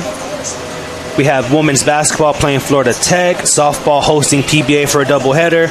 Men's basketball on the road at Florida Tech. Baseball on the road, of course, at PBA. And, of course, up the middle, Earhart dives, get past them. And that's a single. And as we mentioned before, due to the Sunshine State Conference rules and regulations, unfortunately, we cannot have fans. But anytime we have a home event, you can always check TampaSpartans.tv to get some live videos and TampaStats.com to get live stats for all of the events. Absolutely. There's always a way when you can't come to the game, and that's TampaSpartans.com. That's right. Or, of course, on social media at Tampa Spartans. Whatever, wherever, however you like to digest your news, we have that option available to you. And, of course, if you're ever on the Tampa Spartan website, you can always sign up for the mailing list to receive post-game texts and emails on all news Tampa Spartans, as that fastball is outside for ball 1, as we have Jake Roper up to hit for the Sailfish.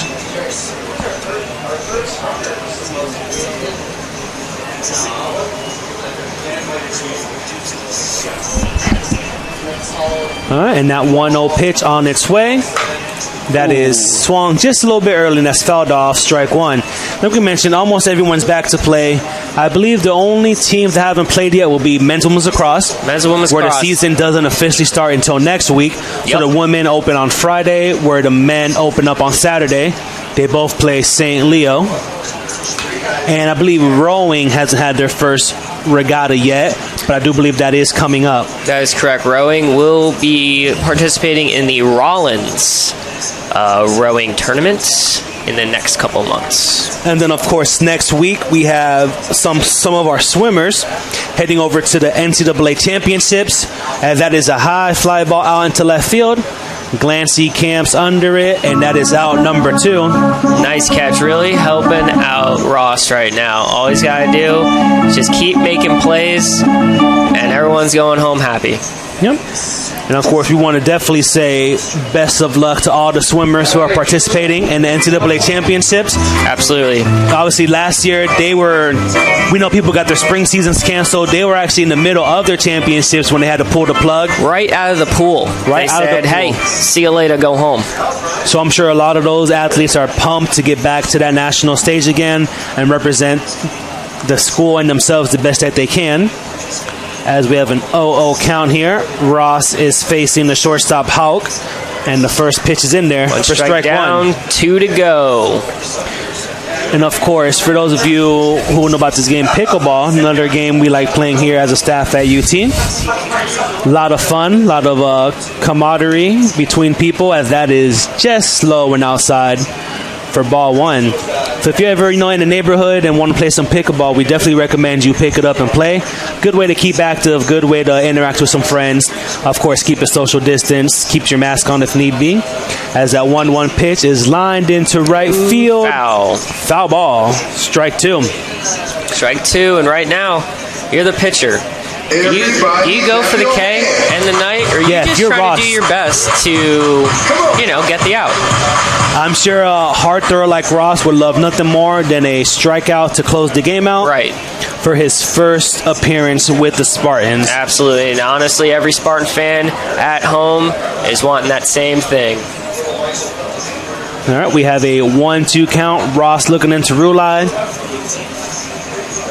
He steps off, wants to kind of regather himself, make sure he's comfortable on the mound, make sure his footing's good, big situation here.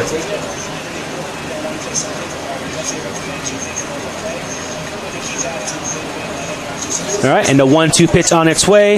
Ooh. And it looks like it may have crossed up to catch a little bit, but nonetheless, ball 2. We have a 2-2 count. All right, back into the windup here. Stepping up to the plate. 2 outs.